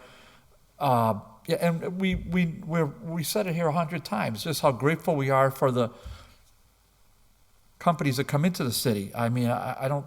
It's never hurtful to repeat these things, Madam Chair, and we're grateful for the business coming in, and we're grateful for the tax impact and the number of employees, the positions they created. But when there's a death in the family, I think we really have to take note, and I would hope we get some action turned around pretty quick on some of these things. Thank you. Thank you. Yes, so I would just echo your point by saying we have to take a holistic view to the business, and we've enjoyed some of the upsides, but we have to make sure to minimize the downsides. And as the industry matures in our state also. So I'm not seeing any other hands, and what I would hope to entertain is a motion that we approve this and refer it to the mayor and the health department to request that a plan be developed to include what is stated but not limited to the arenas described in the order. Because my order was specific to health and safety for workers, but it is not intended to limit it to that. So do you want to make a? Yeah, I'll make a motion to do that. But I would also think, Madam Chair, if we want to expand it even beyond that to say I would like the mayor to come in with a comprehensive thing that addresses what does the Board of Health need? What does the building department need? What does OPED need? What are all these, bring us the full plan on cannabis management in the city of Holyoke, and let's fund that. But this is certainly, a core part of that. So Sean, if we entertain a motion to approve the development of a marijuana industry enforcement and inspection plan for the city, would that give you what you think you need to move forward and come back? I think so, yeah. I would just acknowledge that the Board of Health does not hold any of the purse strings on that. So if there is another, I guess the mayor's office might. That's why it's be going the to one. the mayor. Yeah. Yes. Yeah, we're sending it to the mayor, I think but that wording works. Yeah. Yep. Okay, so I'll make that motion to refer that to the mayor to get as you describe it, I think that's a good way to word it, a cannabis management and inspection or an enforcement plan with whatever resources necessary to be funded from the cannabis impact funds to the council with input from all of the respective department heads. Is there a second on that? I'll second it. Second. Thank you. All in favor? Counselor Jourdain? Yeah, Councilor Bartley just wanted to say something. Counselor Bartley? I was just wondering if the chair would entertain a motion to have us consider getting a communication from either OPED or the Board of Health about the listing of the businesses related to cannabis. Oh, we'll get that list. Okay, but, Can we just make a motion on that? Consider making a motion on it, so maybe we can. Okay. sure, I'll do that right after this one. Yeah. Thank you. So, So I we voted have a yes. second on this motion. Counselor Jourdain votes yes. Bacon is yes. Counselor Rivera? Yes. Counselor Givner? Yes. Counselor Maldonado Velez? I think he had to leave. Oh, we lost him. Okay, so that will be a 4-0 2-0. vote to send to the mayor, and I'll make, We'll a- I'll entertain make, a motion yeah, I'll make a then. motion to request that Board of Health and/or OPED please provide the city council with the list of the 69 cannabis-related businesses that they're aware of at this point. is there a second? All in favor? Aye. Counselor Jourdain? Yes. Counselor Bacon, yes. Counselor Rivera? Yes. Counselor Givner? Yes. And I assume Counselor Maldonado Velez is gone. So that will be a 4-0 vote to request the communication listing the marijuana businesses here in the city. Okay, thank you very much. Thank you for your patience, Chris. It's very much appreciated. So we're going back to item 6. We are, and I would Six- like six to and take seven? 6, 7, 8, 9, 10, 11, Wow. 12, 13. Is there any streets left in Ward 3 after this list? Or? And going out of order, 18 and 19 as a package. So moved. We got to get something from not Ward 3 in here, so 18 and 19, that's good. Is there a second on that? Second.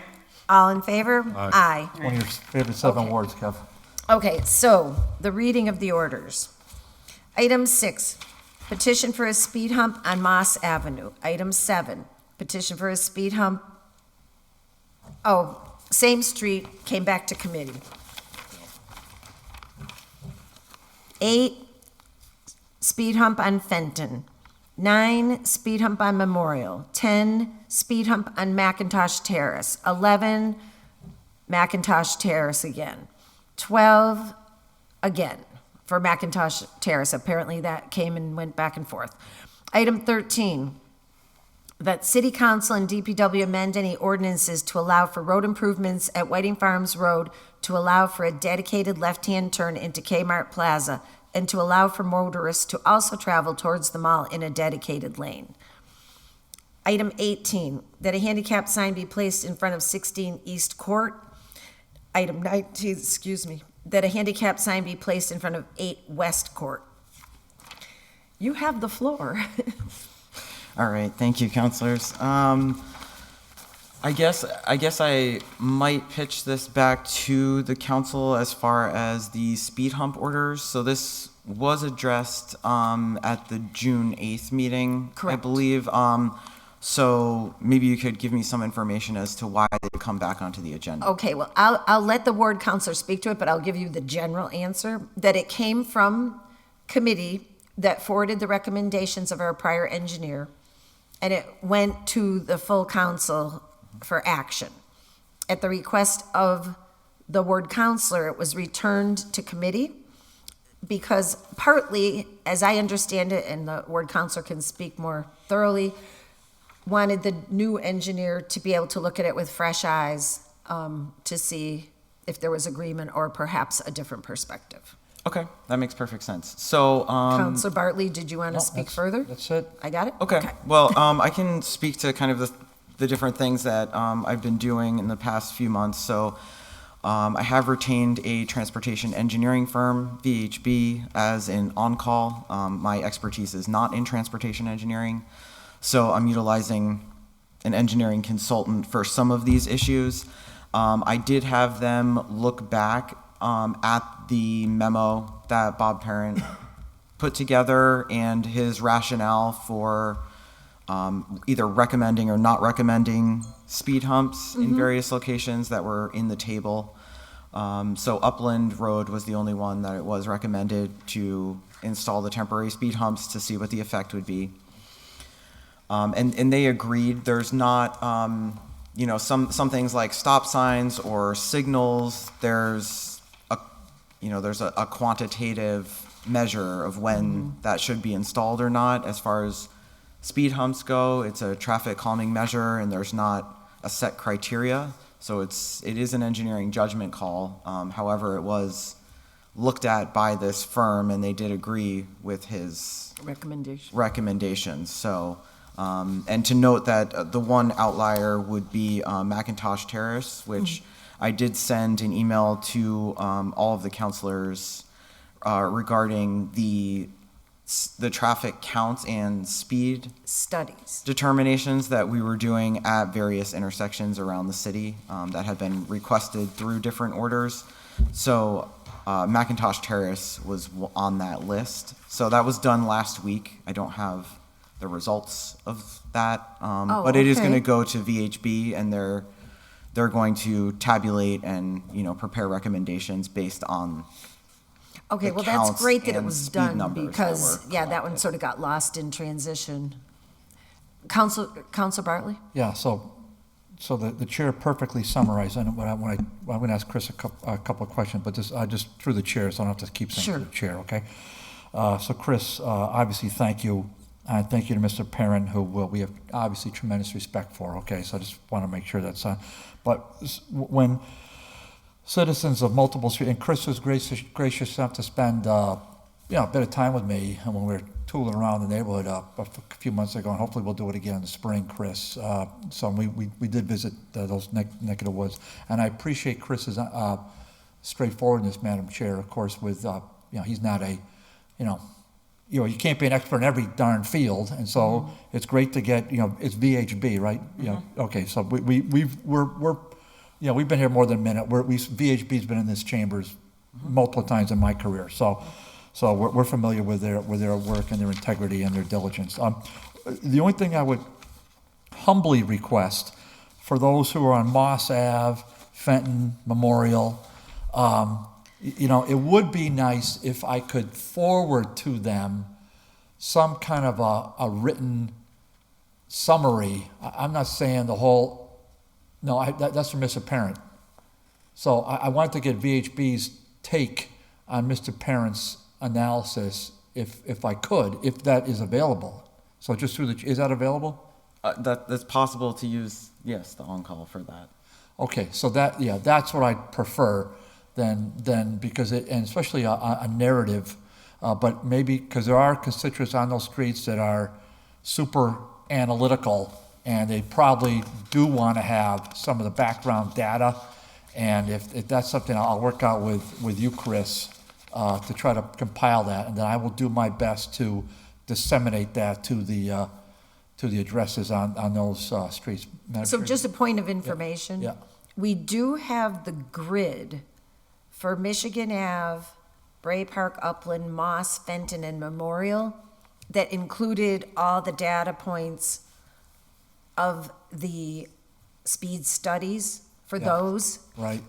Okay, that's something I'm sure I have, but I might just need a refresher. Okay. Yeah, because I'm wondering, because this was appended, I believe, to the memo that Bob Parent sent in with the explanation, kind of comparing the similarities of the 85th percentile speed, and then also the percentage of vehicles that are going over 30 miles an hour and 40. So that's Well, certainly I'd want to see that, and I'd want to be able to summarize that. And I think that what also caught my thanks, Doc.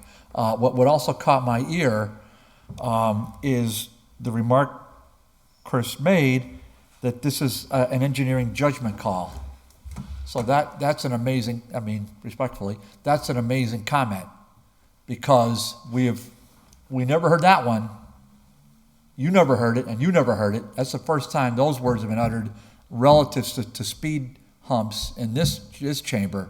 I know that's a true statement. So when I hear, so I would want to see that in a writing from VHB. That's my point, because it's great we got the data, and we got the 85th percentile, but I thought that was ordained by God. Well, apparently it's not, and I knew it wasn't, but now we have it verbalized by you, and that's important for us lay persons to understand. So if I can just, as a point of information, interject, Yeah. what does that mean? Well, I guess when I said engineering judgment, so the 80th percentile speed is obviously one factor in determining if speed humps would be effective. I mean, all of these statistics that are listed in this table would go into making that determination. And that was what, I guess what I mean is, you know, when you look at, you know, is a stop sign warranted, for instance? You want to have, 300 vehicles approaching that intersection, and, there's very quantitative measures, whereas, why Bob wrote this the way that he did is because you are looking at something, basically we know that the speed humps on Michigan Ave did make a difference. And so there's the before and after statistics that we can look at. So if we try and choose roads that have similar issues to what Michigan Ave had, that's essentially how, Bob wrote it. So when I say your engineering judgment, I guess that's what I'm saying. But this, as far as, the 85th percentile speed, that's a very standard statistic to use when looking at this data. And Chris, that's great. And so that's what I want to explain to the average lay person like me. But I'll tell you, there's a few residents on those streets that are well above that average. And so I know they'd want to get a little more into the weeds. One last point, Madam Chair, is that none of us in this room live on the aforesaid streets. Right. Not one person here lives on any of those streets. So I just don't want to say, well, here, you went around, got all your signatures and did all that and good for you, and, we didn't fit within the percentile and, oh, well. I would hope that we would have, and I know the standard suggestion is enforcement, and we get that. I've had numerous conversations with Captain Cruz about this. For example, we don't really need to have a whole study about raised crosswalks. We can, so long as it's in the budget, we can kind of pull those off. So I'm hopeful that the VHB and Chris, as you gain more expertise going forward, which undoubtedly you will, that we can maybe come up with other hypothetical remedies, subject to budget constraints clearly, that would possibly mitigate the concerns of the residents. So that's really all I probably can add at this point. Thanks. Okay, and I think that's what I was going to offer, is that there's, as far as traffic calming measures go, these orders were specifically requesting speed humps. There's a whole variety of different traffic calming measures that can be implemented on residential streets, narrowing the road. There's lots of different things that can be looked at. So as an alternative, I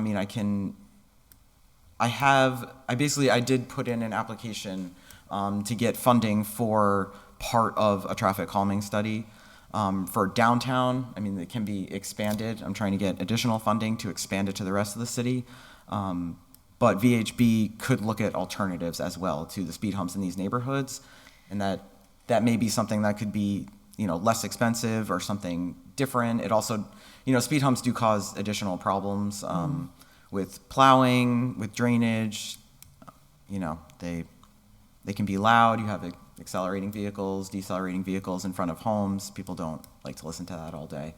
So it's not really, I think it's worth taking a step back and looking at some other measures in addition to speed humps for some of these streets that have these issues. So would you recommend perhaps that when we have residents that are doing the petition and they want the speed humps, perhaps as ward counselors, we could file an order for the speed hump and the petition, but we could also include in the order or traffic calming measures. So that way, it doesn't end up being a do-over. It could be like an and/or, right? Yep. Can I ask a couple questions? Well, Counselor Jourdain? I'll go after Kevin. Okay, Well, I have a couple quick questions. Why was the study only done for 1 week? That doesn't seem to be a large enough sample of, when you're looking at something to talk about the traffic on a particular street, to only do it for 1 week seems It's a little. actually for traffic signal warrants, it's an 8-hour period. They're very short. So it's Yeah. just a representative Just weekday and a Mondays. representative weekend usually. Yeah. Shot. But it seems like the city, we should, in our city, I would encourage a longer study period. We want to have good data, and to say that at least 2 weeks or 3 weeks, or how about a month? I mean, some of these people have lived with these conditions for a long period of time. If you had a month of data, where the traffic's going through, you're not going to have an anomaly where maybe there was a detour in the area. So that one Saturday, Sunday, we didn't have any traffic or something was going on. It's just, you get rid of some of these anomalies, something to consider for the future. The other thing is, what if we wanted to be, a belt and suspender kind of community where, yes, it doesn't meet, quote unquote, the 85th percentile, but our residents who live on that street, sign a whole petition and unanimously want a speed hump, and we want to give them a speed hump. Can we give them a speed hump? Or is there some legal preclusion? I mean, we listen to recommendations here all the time, It's a right? recommendation. You can, Right. you can Yeah. put the speed humps in if that's what Okay. So this is the other thing that we need to consider with residents is, this is their city, this is their street. And at the end of the day, as the ward counselor who brings this feedback, and it sounds like that's where you're going with this, Dave, by asking for, I want the narrative from VHB, and I'm going to go back and show them this analysis and the who's on first with everything. If they come back and say, you know what, we've considered all that, we really want these speed humps, and we think this is the best answer versus narrowing the street or what these other potential options are. This is their city and this is their street, and these people are our stakeholders. And if that's what is necessary, especially on some of these cut through streets or smaller residential streets, if this is going to improve their quality of life and it's going to cost us, they're the ones impacted by it, right? They're the ones that are going to have to drive over this speed hump every day. And if this is what they want, like on a Fenton Street or any of these, particularly a Moss Avenue or Memorial Avenue, and they feel, we really need this, then I'm on board to give it to them. And that's what they've been paying taxes for all these years, to do that. And that's just good constituent service from my perspective. So I don't think that should be, a showstopper completely. We should certainly weigh the engineer's opinion. I mean, it isn't creating an unsafe situation. It's just saying, based on the engineering view, you will not perhaps get the type of, you think, intended benefit out of it because it's either not as big of a problem as is being perceived, which is essentially what they're saying in this report.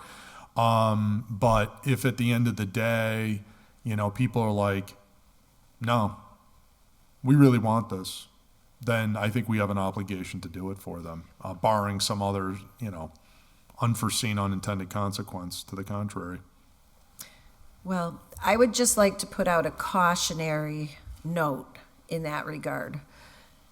And for this reason, how do you pick which one of the ones that weren't recommended to say that one should be yes when the other ones are no, without opening up the door to every single one that comes in? I mean, up until now, some have come out yes, some have come out no, but at least we can say everybody was treated the same. The analysis was done consistently. The same benchmark was used. Now, if there's a totally unique situation that doesn't show in this, then I think that would be a compelling argument. But if you're going to set this aside and use some other measures to then make the determination, I just think we need to be really careful about what those would be. And, I don't think we're going to finish this discussion tonight, but I do think there might be times, but I would just be careful of throwing out the process, because then what will you have? It's a fair point you're making, I will say. However, the process is we make the decision. This notion that the process is, okay, we stop the analysis at the engineer's decision and we can all go home now. No, I disagree that that's the process. I didn't sign up for that process. That hasn't historically been the quote unquote process. Maybe, and I know we, tend to follow, there's a sense of presentism that we, this is what we've been doing of late, so therefore that's the quote unquote process. I don't stipulate to that. I would argue that the process is you're the elected official, you're hired directly by the people to do what's in their best interest, considering the expert opinions of those involved. But at the end of the day, if these residents want this for their benefit, and they're the most impacted, then that to me trumps, unless it's going to create something that they're not considering, like, well, the engineer said it would cause a dangerous circumstance or something like that, then the cards are off the table at that point. But if it's strictly, in our professional opinion, we don't feel it's necessary, it's not needed based on these multiplicity of factors, but then there's also the other X factor, which is, I want it this way because this is what our neighborhood needs and we feel it would help. We're here to use our judgment, and I would suggest don't just wave away your authority in that regard to say, well, whatever the DPW says, well, that's, the gospel. It doesn't have to be that way. Well, and then it depends upon the mayor to fund it. Agreed. And he has a say. So we aren't the final say. Yeah. I just want to reiterate also the additional maintenance, and it is difficult for the snow plows. So it really is not recommended to, use these as a ubiquitous traffic calming measure. It should be used sparingly, so to speak. Fair point. And also, I think people think it may help the speeds, and I also just want to, if the people that want them would go, to Michigan Ave maybe and see how they're working, and also kind of experience the different noises that do happen with traffic and trucks going over them, and it does. I happen to have one of these in front of my house, and I can tell you that it's not that great. Yeah. So there's downsides. So from the DPW perspective, the plowing perspective, all of that stuff. And they do. So they're running about $12,000 each. The cost of asphalt has gone up dramatically. So that's about what they are. So that's the other consideration. And once they go in, they're in. So, yeah. Councilor Bartley? Yeah, I agree with just about everything that was said here.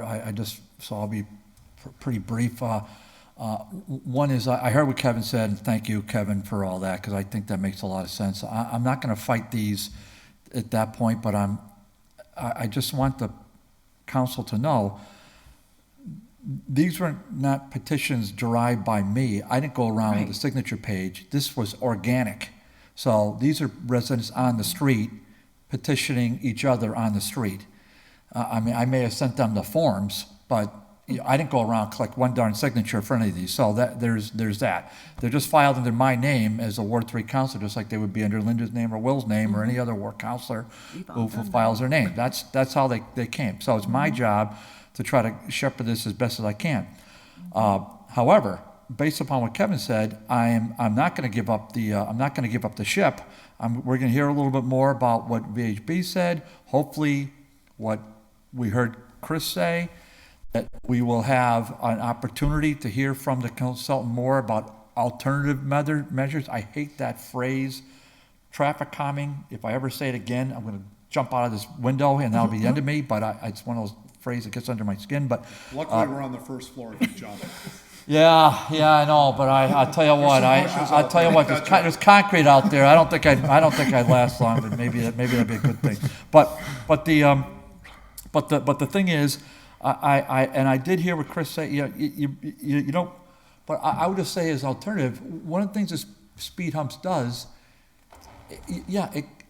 allegedly it slows traffic down, but I think it diverts traffic to alternate streets, and I think that's what they're saying.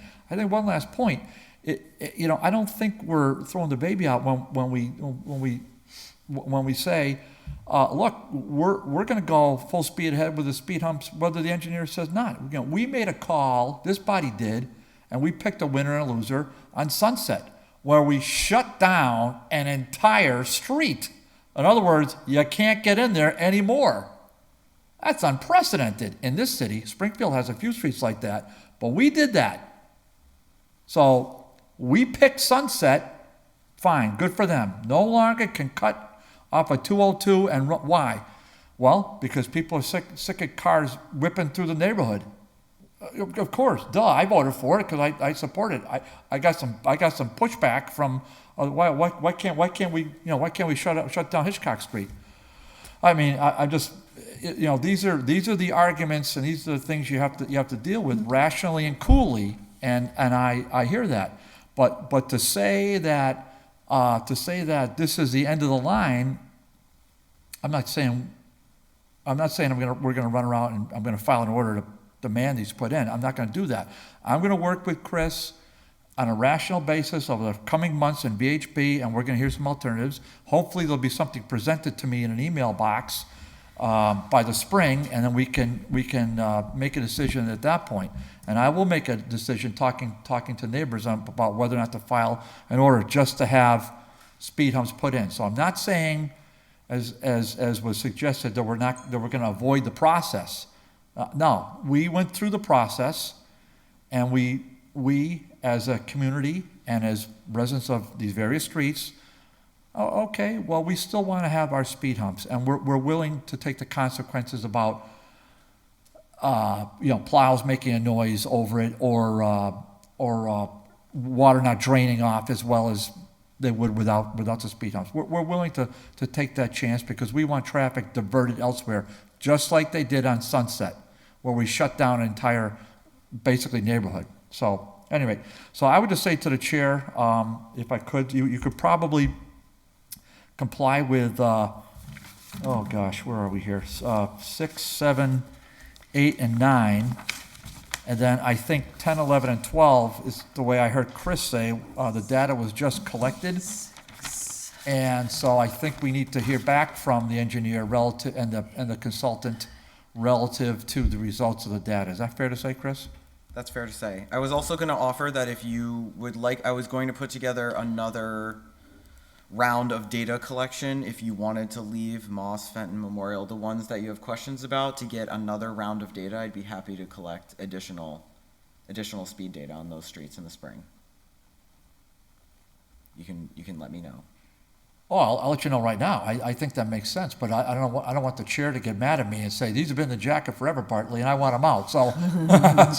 Well, no, if our engineer is saying he can add them to that spring list, and the point relative to the length of time was made, and it's part of a package. It will be a short, so these ones were originally done by the city. They were done for, I believe, 4 or 5 days. Yeah. That's atypical.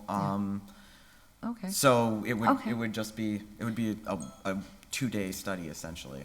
But flesh out the time. Yeah. So maybe the chair wants to table these till the spring, and then what I would just through the chair again through.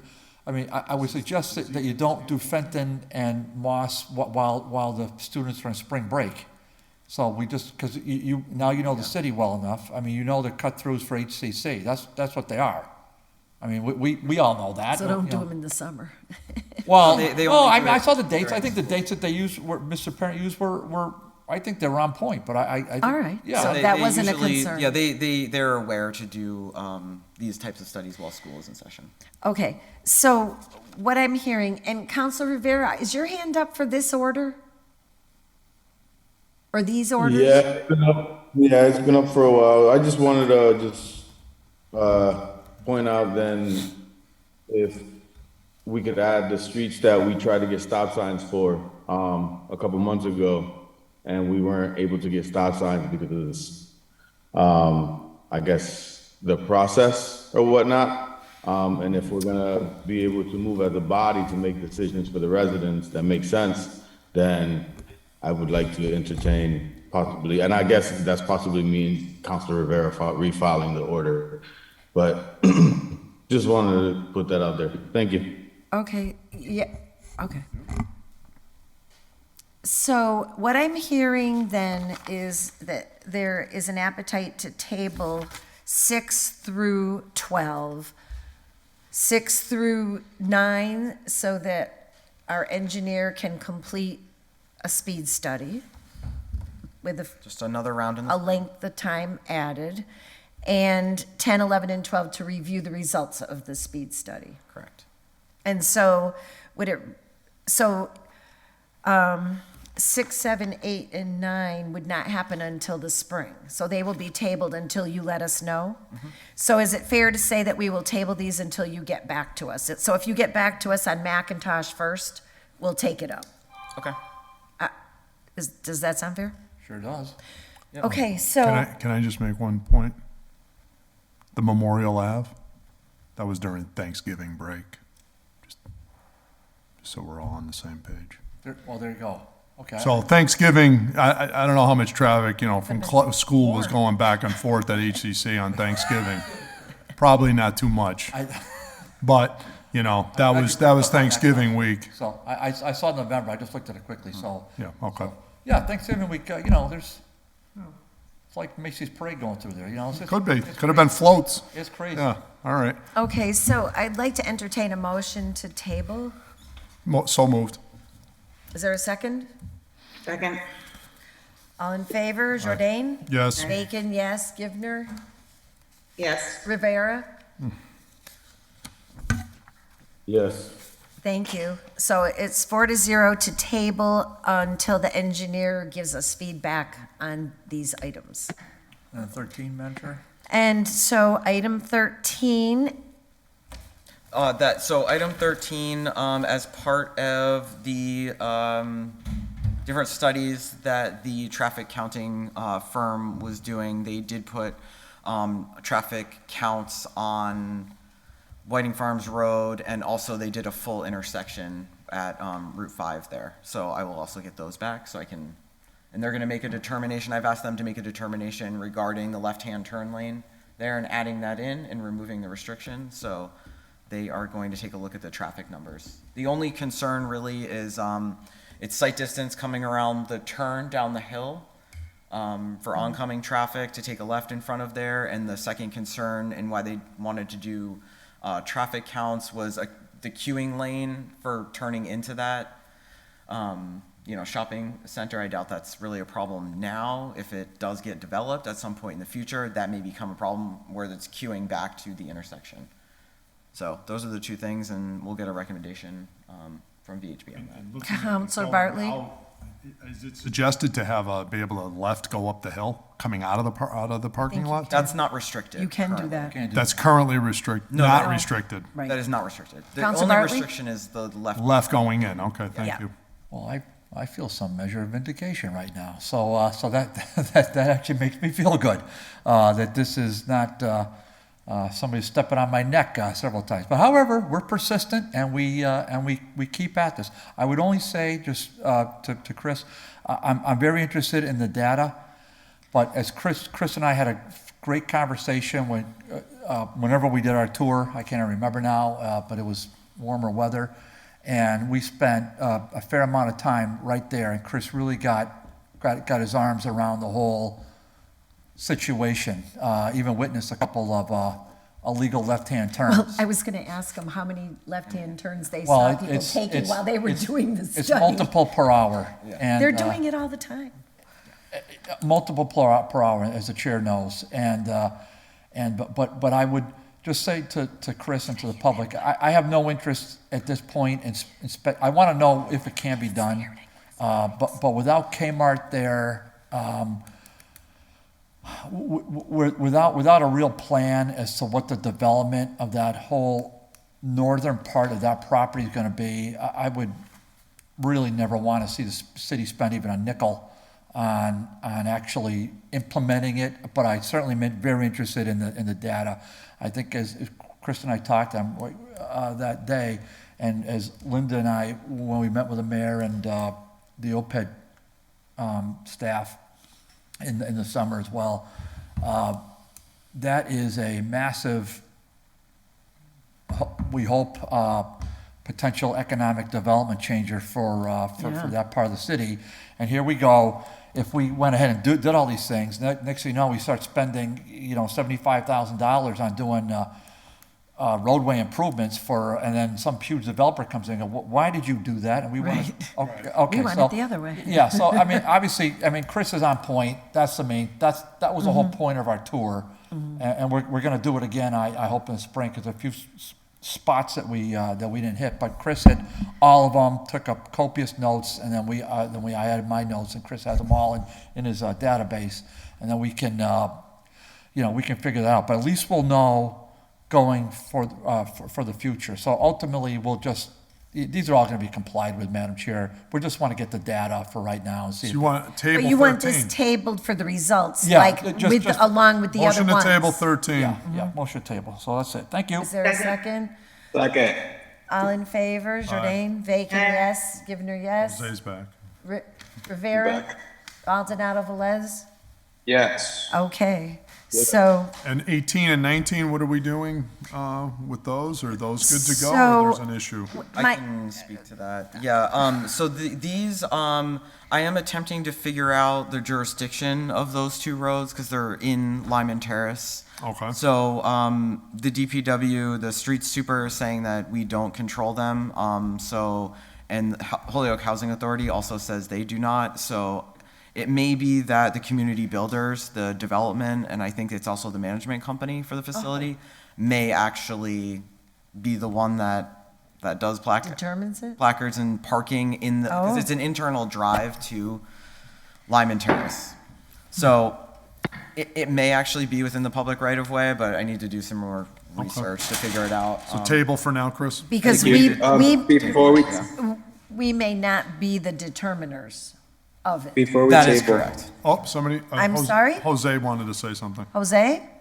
Thank you, Madam Chair. I just wanted to say, for these in particular, I know Councilor Jenny Rivera is talking to the residents or is in contact. So I just wanted to, through the chair to the engineer, just to fill in Jenny on whatever conversation's being that, because she spoke with Don Welsh, I believe it was. Yes. And I believe she's connecting, so she's connected with the residents. So I just wanted to, through the chair to the engineer, just to loop in the Ward 1 councilor and keep her updated as to what's going on with that specific handicap response. Thank you. Okay. Yep.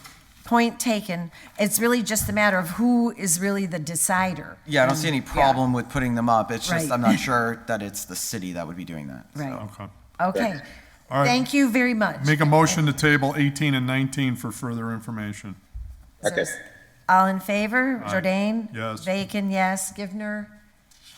Yes. Rivera? Yes. Maldonado, Velez? Yes. So these 18 and 19 are tabled. So, and we will await your responses and put them on the agenda as you can.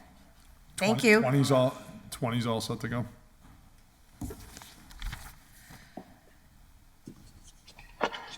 Oh, yeah. As far as I know, yes. Okay. But, and we still have, Oh, we still have other Yeah. stuff to do here. yeah, so let's go back. Well, let's do, if we can go out of order for 20, just so we don't forget it. Yeah. Make a motion to take, suspend the rules to go to 20. Second.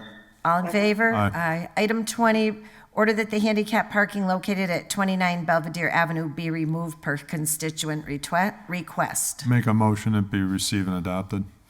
Is there a second? All in favor? Jourdain? Yes. Bacon, yes. Givner? Yes. Maldonado, Velez? Yes. Rivera? Yes. Okay, so receive and adopt 5-0. Okay, so now we're back to regular order. Motion to take item 13 off the table. Second. Wait, I see, not 13, excuse me, 14, I meant to say. can we take up 14 and 15 as a package? Okay, motion to take up items 14 and 15 Second. as a package. All in favor? Aye. Okay, so we've talked about these a couple of times. Yep. And I wanted to throw something out for consideration of the committee. This is just a concept that I wanted to put out there to see what you all think. And the idea is that from time to time, the city would designate certain areas and streets of the city where food truck vendors who have the state and local license permits may locate without needing a separate license. Yep. Right? So Yeah, that way. that's kind of the if- point, If, yeah. if we set up those areas. However, I don't think we should eliminate the ability of somebody to come in and apply for one somewhere else. Right. But the attraction would be they wouldn't have to pay the $150, they wouldn't have to come down to the meeting Yeah, if the- they wanted to go to the places that we pick. Right. So I just throw that out there Yeah. to see if that works, because just kind of what I was hearing. Yeah, that they would be allowed by right, effectively, at those areas that we, as a council, designated these areas. Of course, we're gonna have to decide what those areas are, but, yeah, I think that's kind of the point of it, is that there wouldn't be the regular processes would be like, these are okay, you can go Yeah. here, yeah. Yeah, but I just tried to put some words down, so hopefully we Yeah. could move it maybe to legal and. Yeah. And also, maybe we could talk about where do people think it should be, but in the ordinance form, if we just put that from time to time we'll make a determination, then when the determination is made, we don't have to change the ordinance every time. You could change the locations from time to time, but you wouldn't have to change the ordinance every time, Correct. is what I was Yeah. thinking about. Okay. So we got to think together at some point about locations, but we're going to need, I wonder, what's the best way we can do to get feedback from people as to where these should be located? I'd be interested to hear what people's thoughts are on that. Well, didn't everybody, If I may. Council Rivera? Yeah, so just to add to what Kevin's saying with regards to getting feedback with locations, I think a good place to start is just look at where local events are already happening, right? Where so like, for example, the softball league that happens on Friday nights or Saturday nights, I believe, by Kelly Field.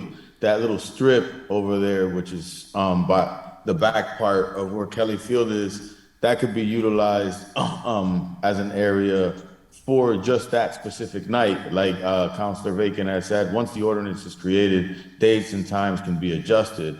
So like being able to identify different places where things are already happening to be able to make spurring that economic activity around that event an easier venture for people. And to add what they were saying with regards to the reason behind it, I feel like it also provides an opportunity for the city, for us to provide some form of infrastructure around the areas that we are highlighting to as well, right? So in the future, like in Connecticut, when you go to the places out there where they got the food truck area, they actually have electrical stations where people plug in, so that way they're not using the whatever it's called, because it throws off the extra air that's polluting the air. You know what I mean? Right. So like if invested, or it doesn't have to happen now, but if a plan came up for 5 years or 7 years down the road to start putting in these little electrical stations and people have to pay for them, it would pay for itself overall, but it kind of like generates the idea and that whole activity thing. Thank you again. Yeah, I like that. So- I think that's, now the question is, I don't know if Izzy or others would feel, or maybe Jose or somebody would feel, or Jenny, I don't know, take a first crack at the list. Like we could maybe type up a list of, these are the starting locations, like to start the discussion. You know, Well, like, and what about the places that people ask us to go to? Yeah, we can Like obviously- Race Street, Canal Street? I'm not sure about that one. but we could get the list of who has active licenses now to see where people are applying. And are those places we want to encourage it, or are there other places we'd rather encourage it? I think Exactly. is really the question, right? Right, exactly. And does anybody have streets on the top of mind that I'm- you'd throw out for a list? I'd have to think about it myself, but, you know, I'd be interested in sort of different. I would highlight High Street, just in case in the future we ever do events to shut down, just like the food festival we just did right now. Different spots where they shut down High Street, and then you're able to just bring in food trucks to do that, whatever event or stuff like that as well. I know that right now High Street has a lot of different businesses that are along High Street, but I mean, if it's just for an event that's being shut down, giving them that opportunity to make that spot, obviously speaking with the businesses and including the businesses, but trying to promote High Street more of a food artsy area too, like Right. around stuff. You know what I mean? Right, so we kind of have two lines of business, if you will. We have the events, and then we have, if somebody wants to come out with their food truck every day, where would we want them to be, right? So events is kind of one category. Yeah. And then areas of the city where you'd want somebody to go And we- each day Right. might be a list of, I don't know, 4 or 5 streets. I don't know. And maybe what we're thinking is certain streets might be certain months of the year. It doesn't have to be 12 months. Like we might say Right. High Street from, when there would be events like, April to, August or something. We would say that area or another area, yeah. So do What's folks- Jose? I'd be interested in Jose. If Jose has given Jose? us some thought. Yeah. I was just gonna thank you, Kevin. Thank you, Madam Chair. Excuse me. Since putting in the order, I got an actual couple different calls from both brick and mortars and from food trucks, and it's actually sort of like shifted a little bit of the mentality around. I mean, just an example. So, we talk about food trucks having a low overhead cost, but then, someone's bringing up a point that, sort of like to Siobhan's point earlier, like they still need to find a place to prepare all this food that can't be done just inside the food truck. So some food trucks are actually still invested in getting some sort of brick and mortar location, even though it's not client facing, but they still need the kitchen in those facilities. So the cost may actually sort of, I don't want to say they're the same in equivalent as brick and mortar, but they're not as low as sort of like we've been thinking. But I think there is, and what I got from the conversation with both, like I said, brick and mortar and food trucks, a want for the city to really, make food trucks a thing, make the restaurant industry a big talking point and a big point for people to come into our city. I know we mentioned last time the Tourism Advisory Committee, so I have a first meeting with them next month, and I believe this is something that we can bring up there. And I think, following the chair's thought around sort of creating an ordinance where it's not zones, but it can sort of shift year to year. Maybe we just designate who decides what those quote unquote zones are or areas. But I think starting off, having a conversation with the Tourism Advisory Committee, I think would be good, because I know a lot of what they're trying to do is to get people, get food traffic in downtown or in different areas of the city. So that's definitely that's definitely a conversation I want to have in there once that committee starts next month. I don't know where the thoughts I'm right now is just, I think where the thought is right now, don't think the zoning is the way to go. I think that the original order around creating zones is not the way to go, but I think this other conversation around sort of having this fluid areas that can be changed from time to time to really, facilitate. I think that, I'm down with that, and just having further discussions around that. Okay, thank you very much. I just want to check in with Attorney Degnan. So based on what you've heard, and we're thinking more about establishing an ordinance and talking about areas, do you see that we're on the right path to be able to do this within ordinances and not need to pursue zoning change? Good evening, councilors. Hi. That's a good question. And actually, I don't mean to answer a question with a question, but we've talked a lot about mobile food trucks and that they go from place to place because they're mobile. They don't stay in one area. We're not seeking to regulate those, are we, by districts? Or are we just gonna let them go to events or go where they want to go within the city? Right, we're not looking to regulate that. We're just looking to say, if you're a food truck and you would be coming into us for a special permit to be on Street X. If Street X is a street that we determine we want to attract food trucks to, they won't have to come into us for that license or whatever we call it. They would just be able to go there once they get their state permit and their Board of Health permit. And we don't have, I mean, I know we regulate the mobile food trucks because we have applications, Board of Health has to do all that. But right now, we're talking about, I would think they probably would, like you said, they probably would still have to have those necessary permissions, you know, in order to have these food trucks. Correct. Am I right about that? Correct. We're Okay. only about the location. Yeah. Because we had discussed this before, if I recall, and I admit it's the word location that triggers zoning. Because what we're doing is we're telling someone what they can do where. Quite frankly, I still, I'm trying to see my way through that so we can get away from zoning, because I understand why you want to. However, if you're looking to issue special permits so that these people can operate these food trucks in this area, it's not going to be, doesn't sound to me like it's going to be temporary.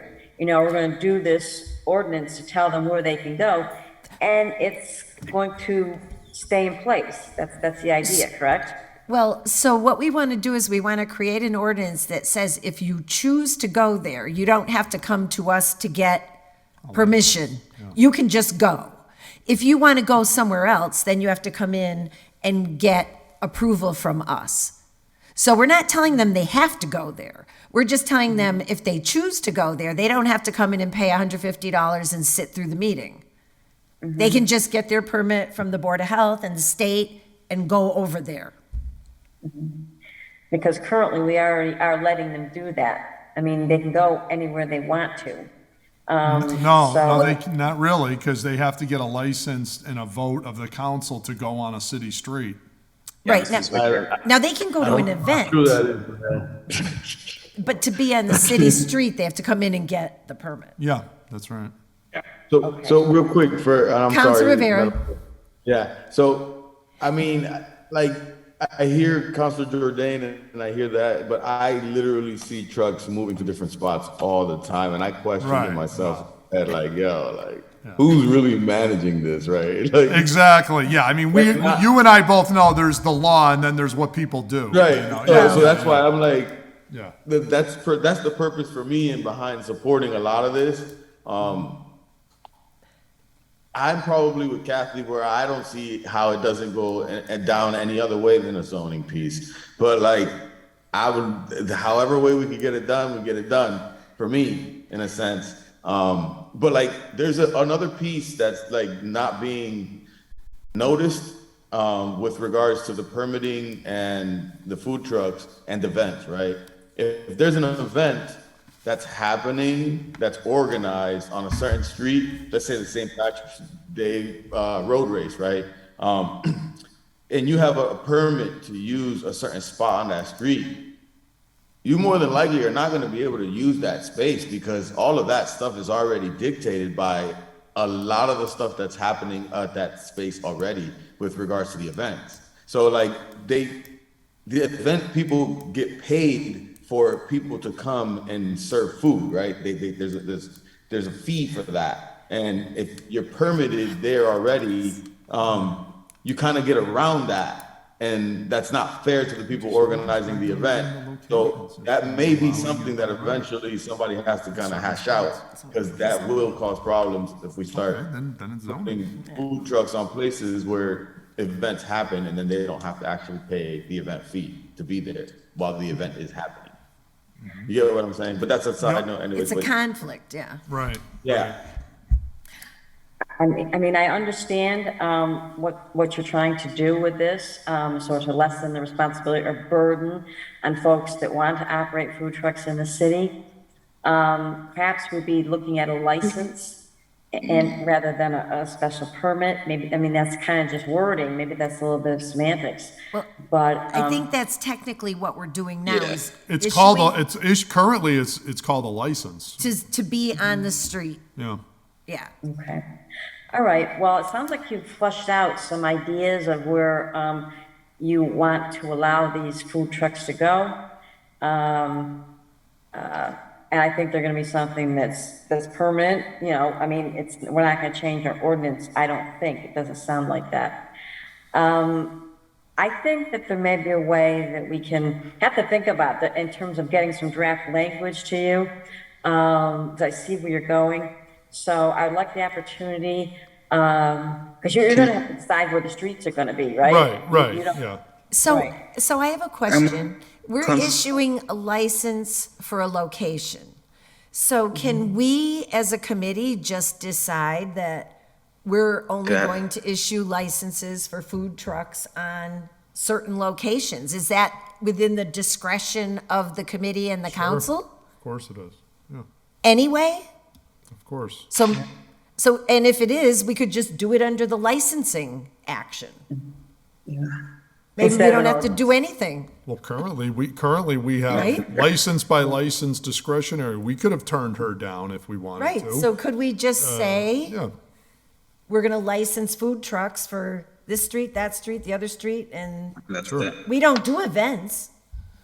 Somebody else well, does first of all, events. events, if it's on a street, is technically still supposed to get a license. If they're in a park or other Right. type of thing, they're kind of supposed to get a license too, by the way.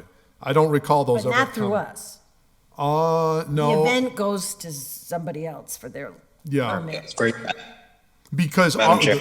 the way Pardon? we wrote the license statute is it's licenses under 30 days do not need our approval. Right, so Counselor Maldonado Velez? So this has been a good conversation because it makes me think, like, I think going back to on the tourism advisory committee, maybe it's an OPED thing, but I think a solution going through like a lot of what I've been hearing is, you know, maybe next summer OPED or the committee, or I don't know how it's allowed, you know, does a permit for this certain street that we decide is going to be good for next year. Because when I do a permit, when we take out permits for events, Yeah. we don't have to go, the food truck doesn't have to go through all the licensing. See? So for me, in a way, like Yeah. these food truck zones are, we can think of them as events. And we just need to get permitting events for throughout the year, whatever, like that's one way forward. I guess to paint a picture for Attorney Degnan, using Siobhan, who was our person that came in for the food truck earlier, you know, it would be, the example with her would be, you know, she has her zone, she has her spot at Bay Street. We have this other food truck zone on Main Street somewhere. You know, it wouldn't take her away from there, but her knowing that there's this other zone, it would just let her automatically go into that zone instead of having to go through the whole process of getting her into that zone. Exactly, right. So that's one case. Now, if it's someone that doesn't have a food truck zone in Holyoke, regardless, like they still need to go through the Board of Health and all those things. Like we can't just let any food truck Correct. in those zones. But there has to be, I think it's just one, like if we have these certain zones that we can market, we can say, hey, this is Food Truck Fridays or whatever it is that we call these different Yep. food trucks that are available here. And these food trucks may actually also be here at certain parts throughout the city, but this is a one spot where they come once, twice a week or whatever it is that we decide. But I think, yeah, I think following everyone's thought and what everyone's saying, if we were to do some sort of like, I don't know, permits for streets next year, and I think, I don't know, it's not coming from us. I think it would come from, and OPED is the one that comes to mind just because they're doing a lot of the tourism stuff. Yeah, yeah, but we would. That's where my, no. Okay. Yeah, no, that sounds good.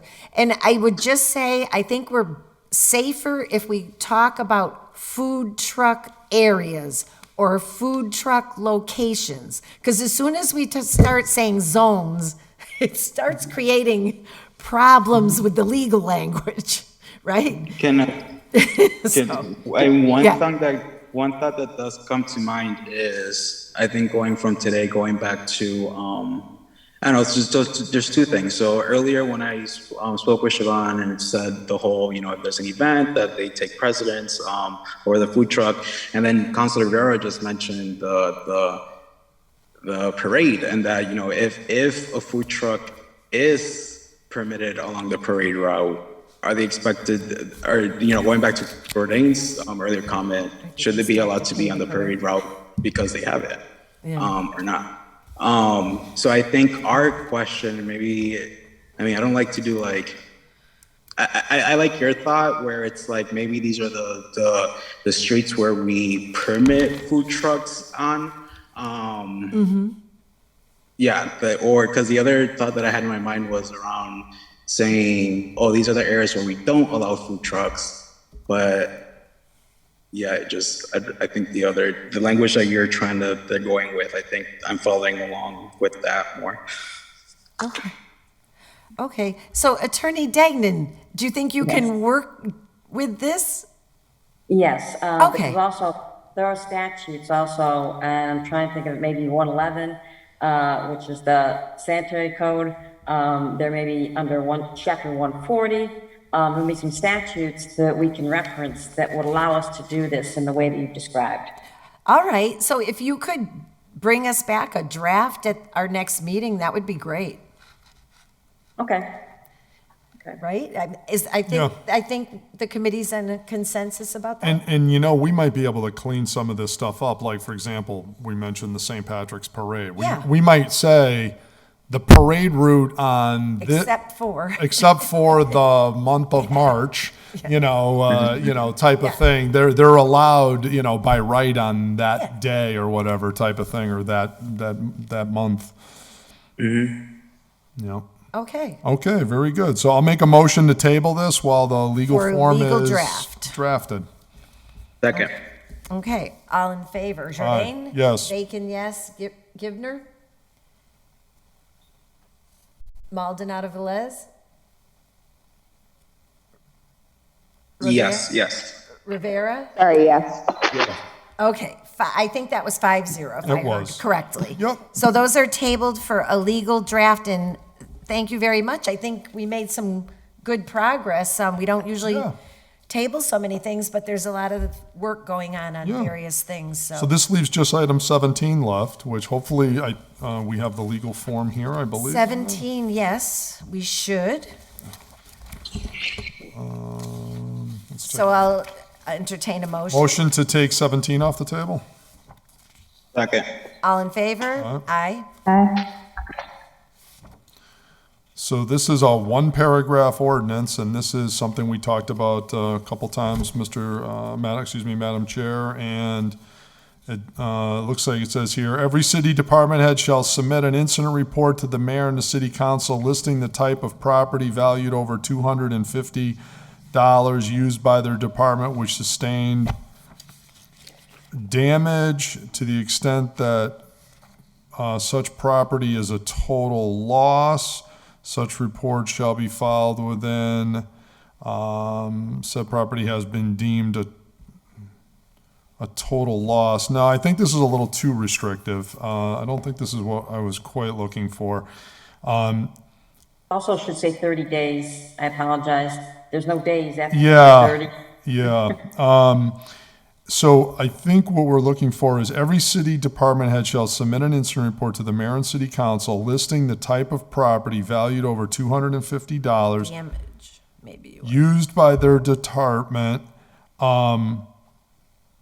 which, because what I want to capture, Kathy, is any loss. Like if it was lost, it was stolen, it was damaged, not necessarily just damaged. Right? So it could be, that photocopier, it went missing. Where is it? Or we had $500 worth of, you name it, just went MIA on us.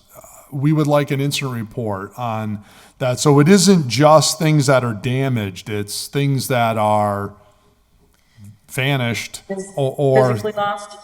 Physically lost. Money is missing.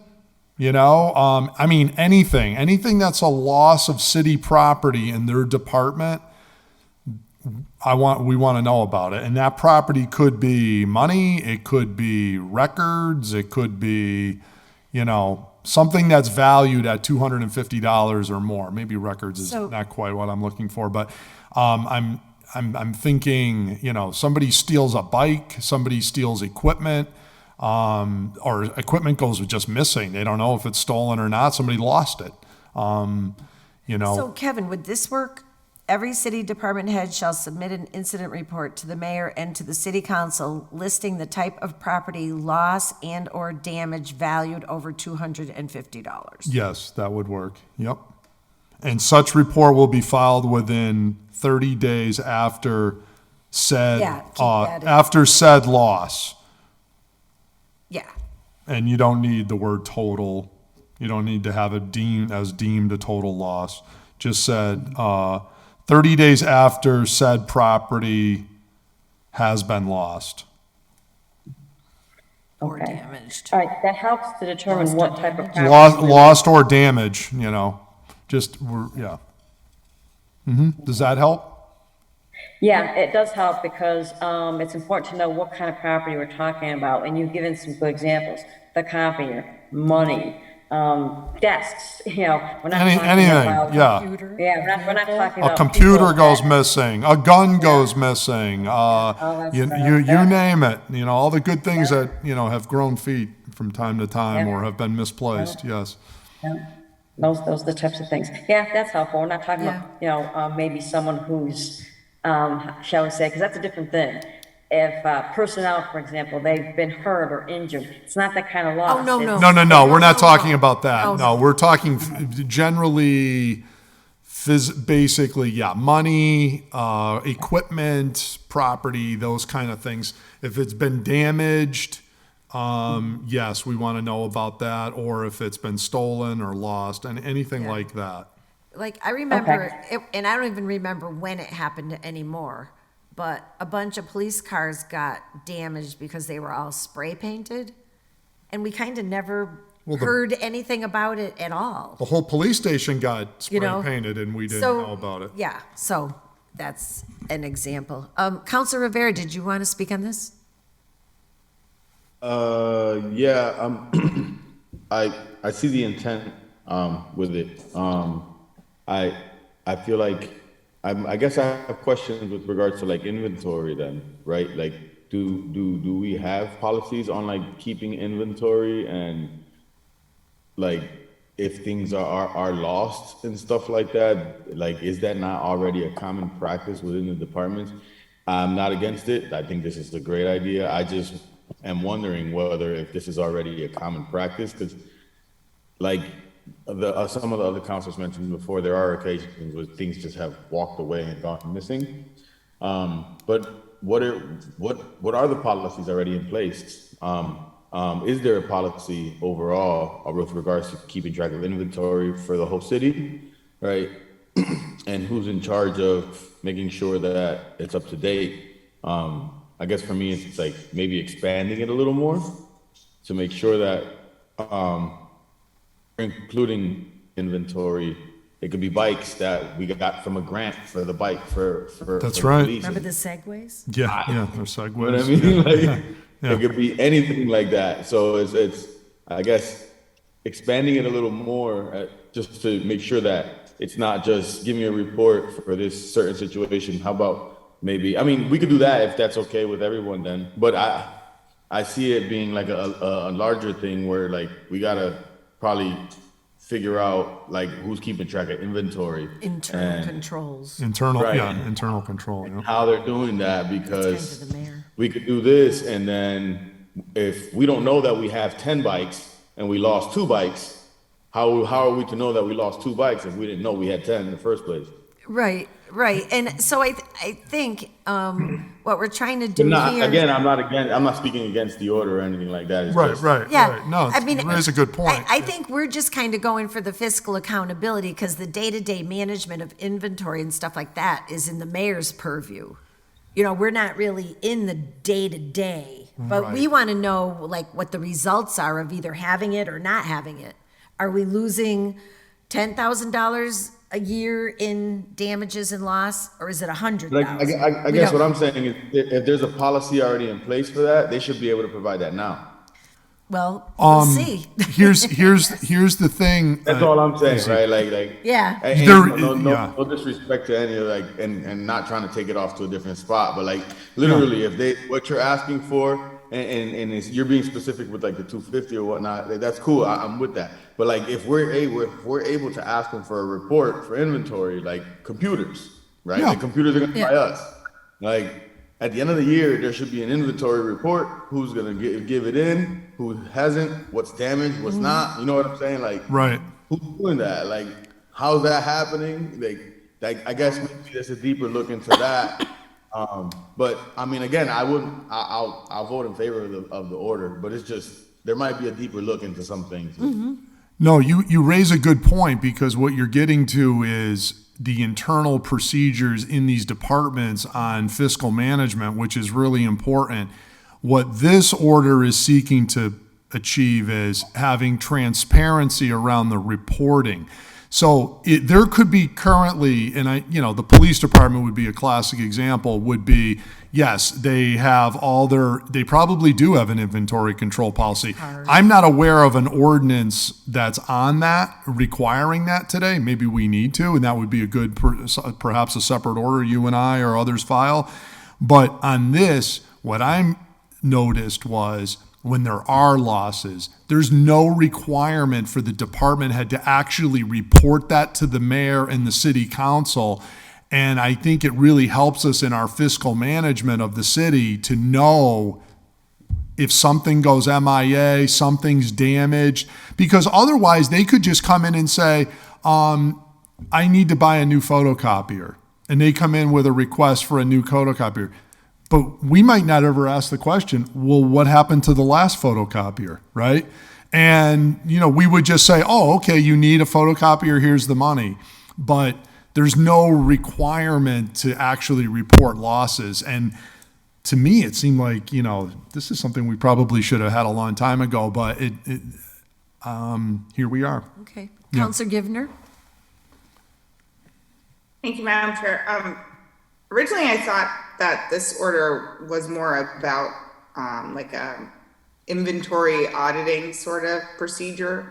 And so that just, I guess my question is the same as Councilor Rivera's, in that what processes are in place and why, what can we do with what's already existing? Because it seems to me like if a department head is responsible for the inventory management of a department, that if something's missing, they should be responsible for it and have to file a report anyway. So I'm kind of confused as to why. I mean, I don't know why it's not happening, but it seems like it probably should already be happening. So I think it does merit like a second look at the actual departmental or city procedures as far as just, department inventory. Because, I don't understand how a bunch of computers can just go missing and nobody asks the question of where they went, or no one's held responsible. There's no duty currently to report it to the council or the mayor. So I think if we pass this as amended, and then we can't get a report because there isn't anything, That's a big well, problem. then we would have some more work to do. But if they are doing it, then it'll be an easy thing just to provide a report. God, I hope that's not the case. Right. But yeah, Right? You're right. Yeah. So I there's mean, that if we part. just put it out there, then we should just get it back, theoretically. Jose, Councilor Maldonado Velez. Thank you, Madam Chair. This is going to be a very simple question, I think. The incident report itself, is there any expectations as to what the incident report needs to look like, and or do we have a standardized incident report for the city? I just don't know the answers to that. And we don't have that level of knowledge either. I don't believe, I think it would be a great idea to have a standard incident report. I think you make a great point. I think what we'll have to see is if we get one of these reports, let's see how much information they give us. And at that point, if we think it's insufficient, we may have to create a standard form. Thank you, Madam Chair. Thank you. Okay, so what I have right now that I noted down during our discussion is amended language to the legal form. And it now reads, every city department head shall submit an incident report to the mayor and to the city council listing the type of property loss and/or damage valued over $250. Such report shall be so filed within 30 days after said loss or damage. Right, so let's see, Right? every city department head shall submit an incident report to the mayor and city council listing, we should put any type of, instead of the, any type of property lost or damaged,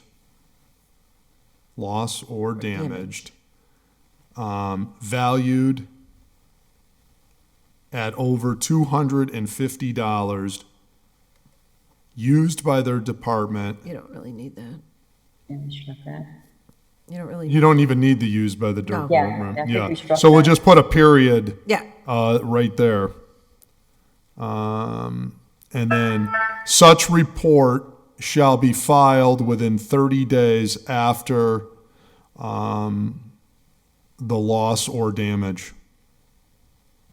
But do we want every single little incident report? No, it's only going to be the ones over 250. No. Madam Chair. Counselor Maldonado Velez. Yeah, so your question, I just heard your question. And I think that was sort of like the only other thought I had in my head is 250 too low, or, I mean, if that works. Because I was just thinking like what kind of items we have that are worth 250, and I don't know, as things are getting more expensive, that will add more items. 500. I'm open to either one, but I just want that So, point. I think a material loss is usually considered 500. I mean, I'm amenable to 500. Yeah. If you really want to go to 500, Yeah, I mean, let's not be too in the weeds. But of course, 250 is not nothing I either. know, but, I know, But but- that's fine. If people feel more comfortable at 500, that's not the. I think you get the principle here. Yeah, Counselor Maldonado Velez, is that a motion to amend to 500? Sure, I'll make that motion to amend it from 250 to 500. I'll second it. Okay, so now we have the amended language as read by me and Counselor Jourdain, which I think was almost identical. Should we put in lost, stolen, or damaged? Or is it going? Loss is stolen or lost. Lost. Okay. Loss is lost. LOS. How is, Well, we'll call it a loss. According to Apple. Yeah, true. We don't mean loss. We mean loss. LOSS. Right. So it's any loss. How it went lost. How it's a loss, not LOST, LOSS. we don't want to get into what is the meaning of So Kathy, you'll word it LOSS, correct? Yeah, thank you. Yes. All right, so we have an amendment to 500 from 250. All in favor? Aye. Jourdain, yes. Bacon, yes. Rivera? Yes. Maldonado Velez? Yes. Givner? Yes. Okay, so now I will entertain a motion to approve the legal form as amended. So moved. Second. Jourdain? Yes. Bacon, yes. Givner? Yes. Rivera? Yes. Maldonado Velez? Yes. Thank you very much. So that's 5-0.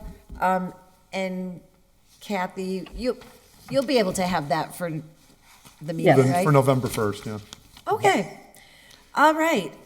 Is there one more, or are we done? No, I think that we went through the whole agenda. Believe it or not, we can adjourn, I think. All right. Yeah, I think that's everything. Record time. Yeah, I well, know, how about that?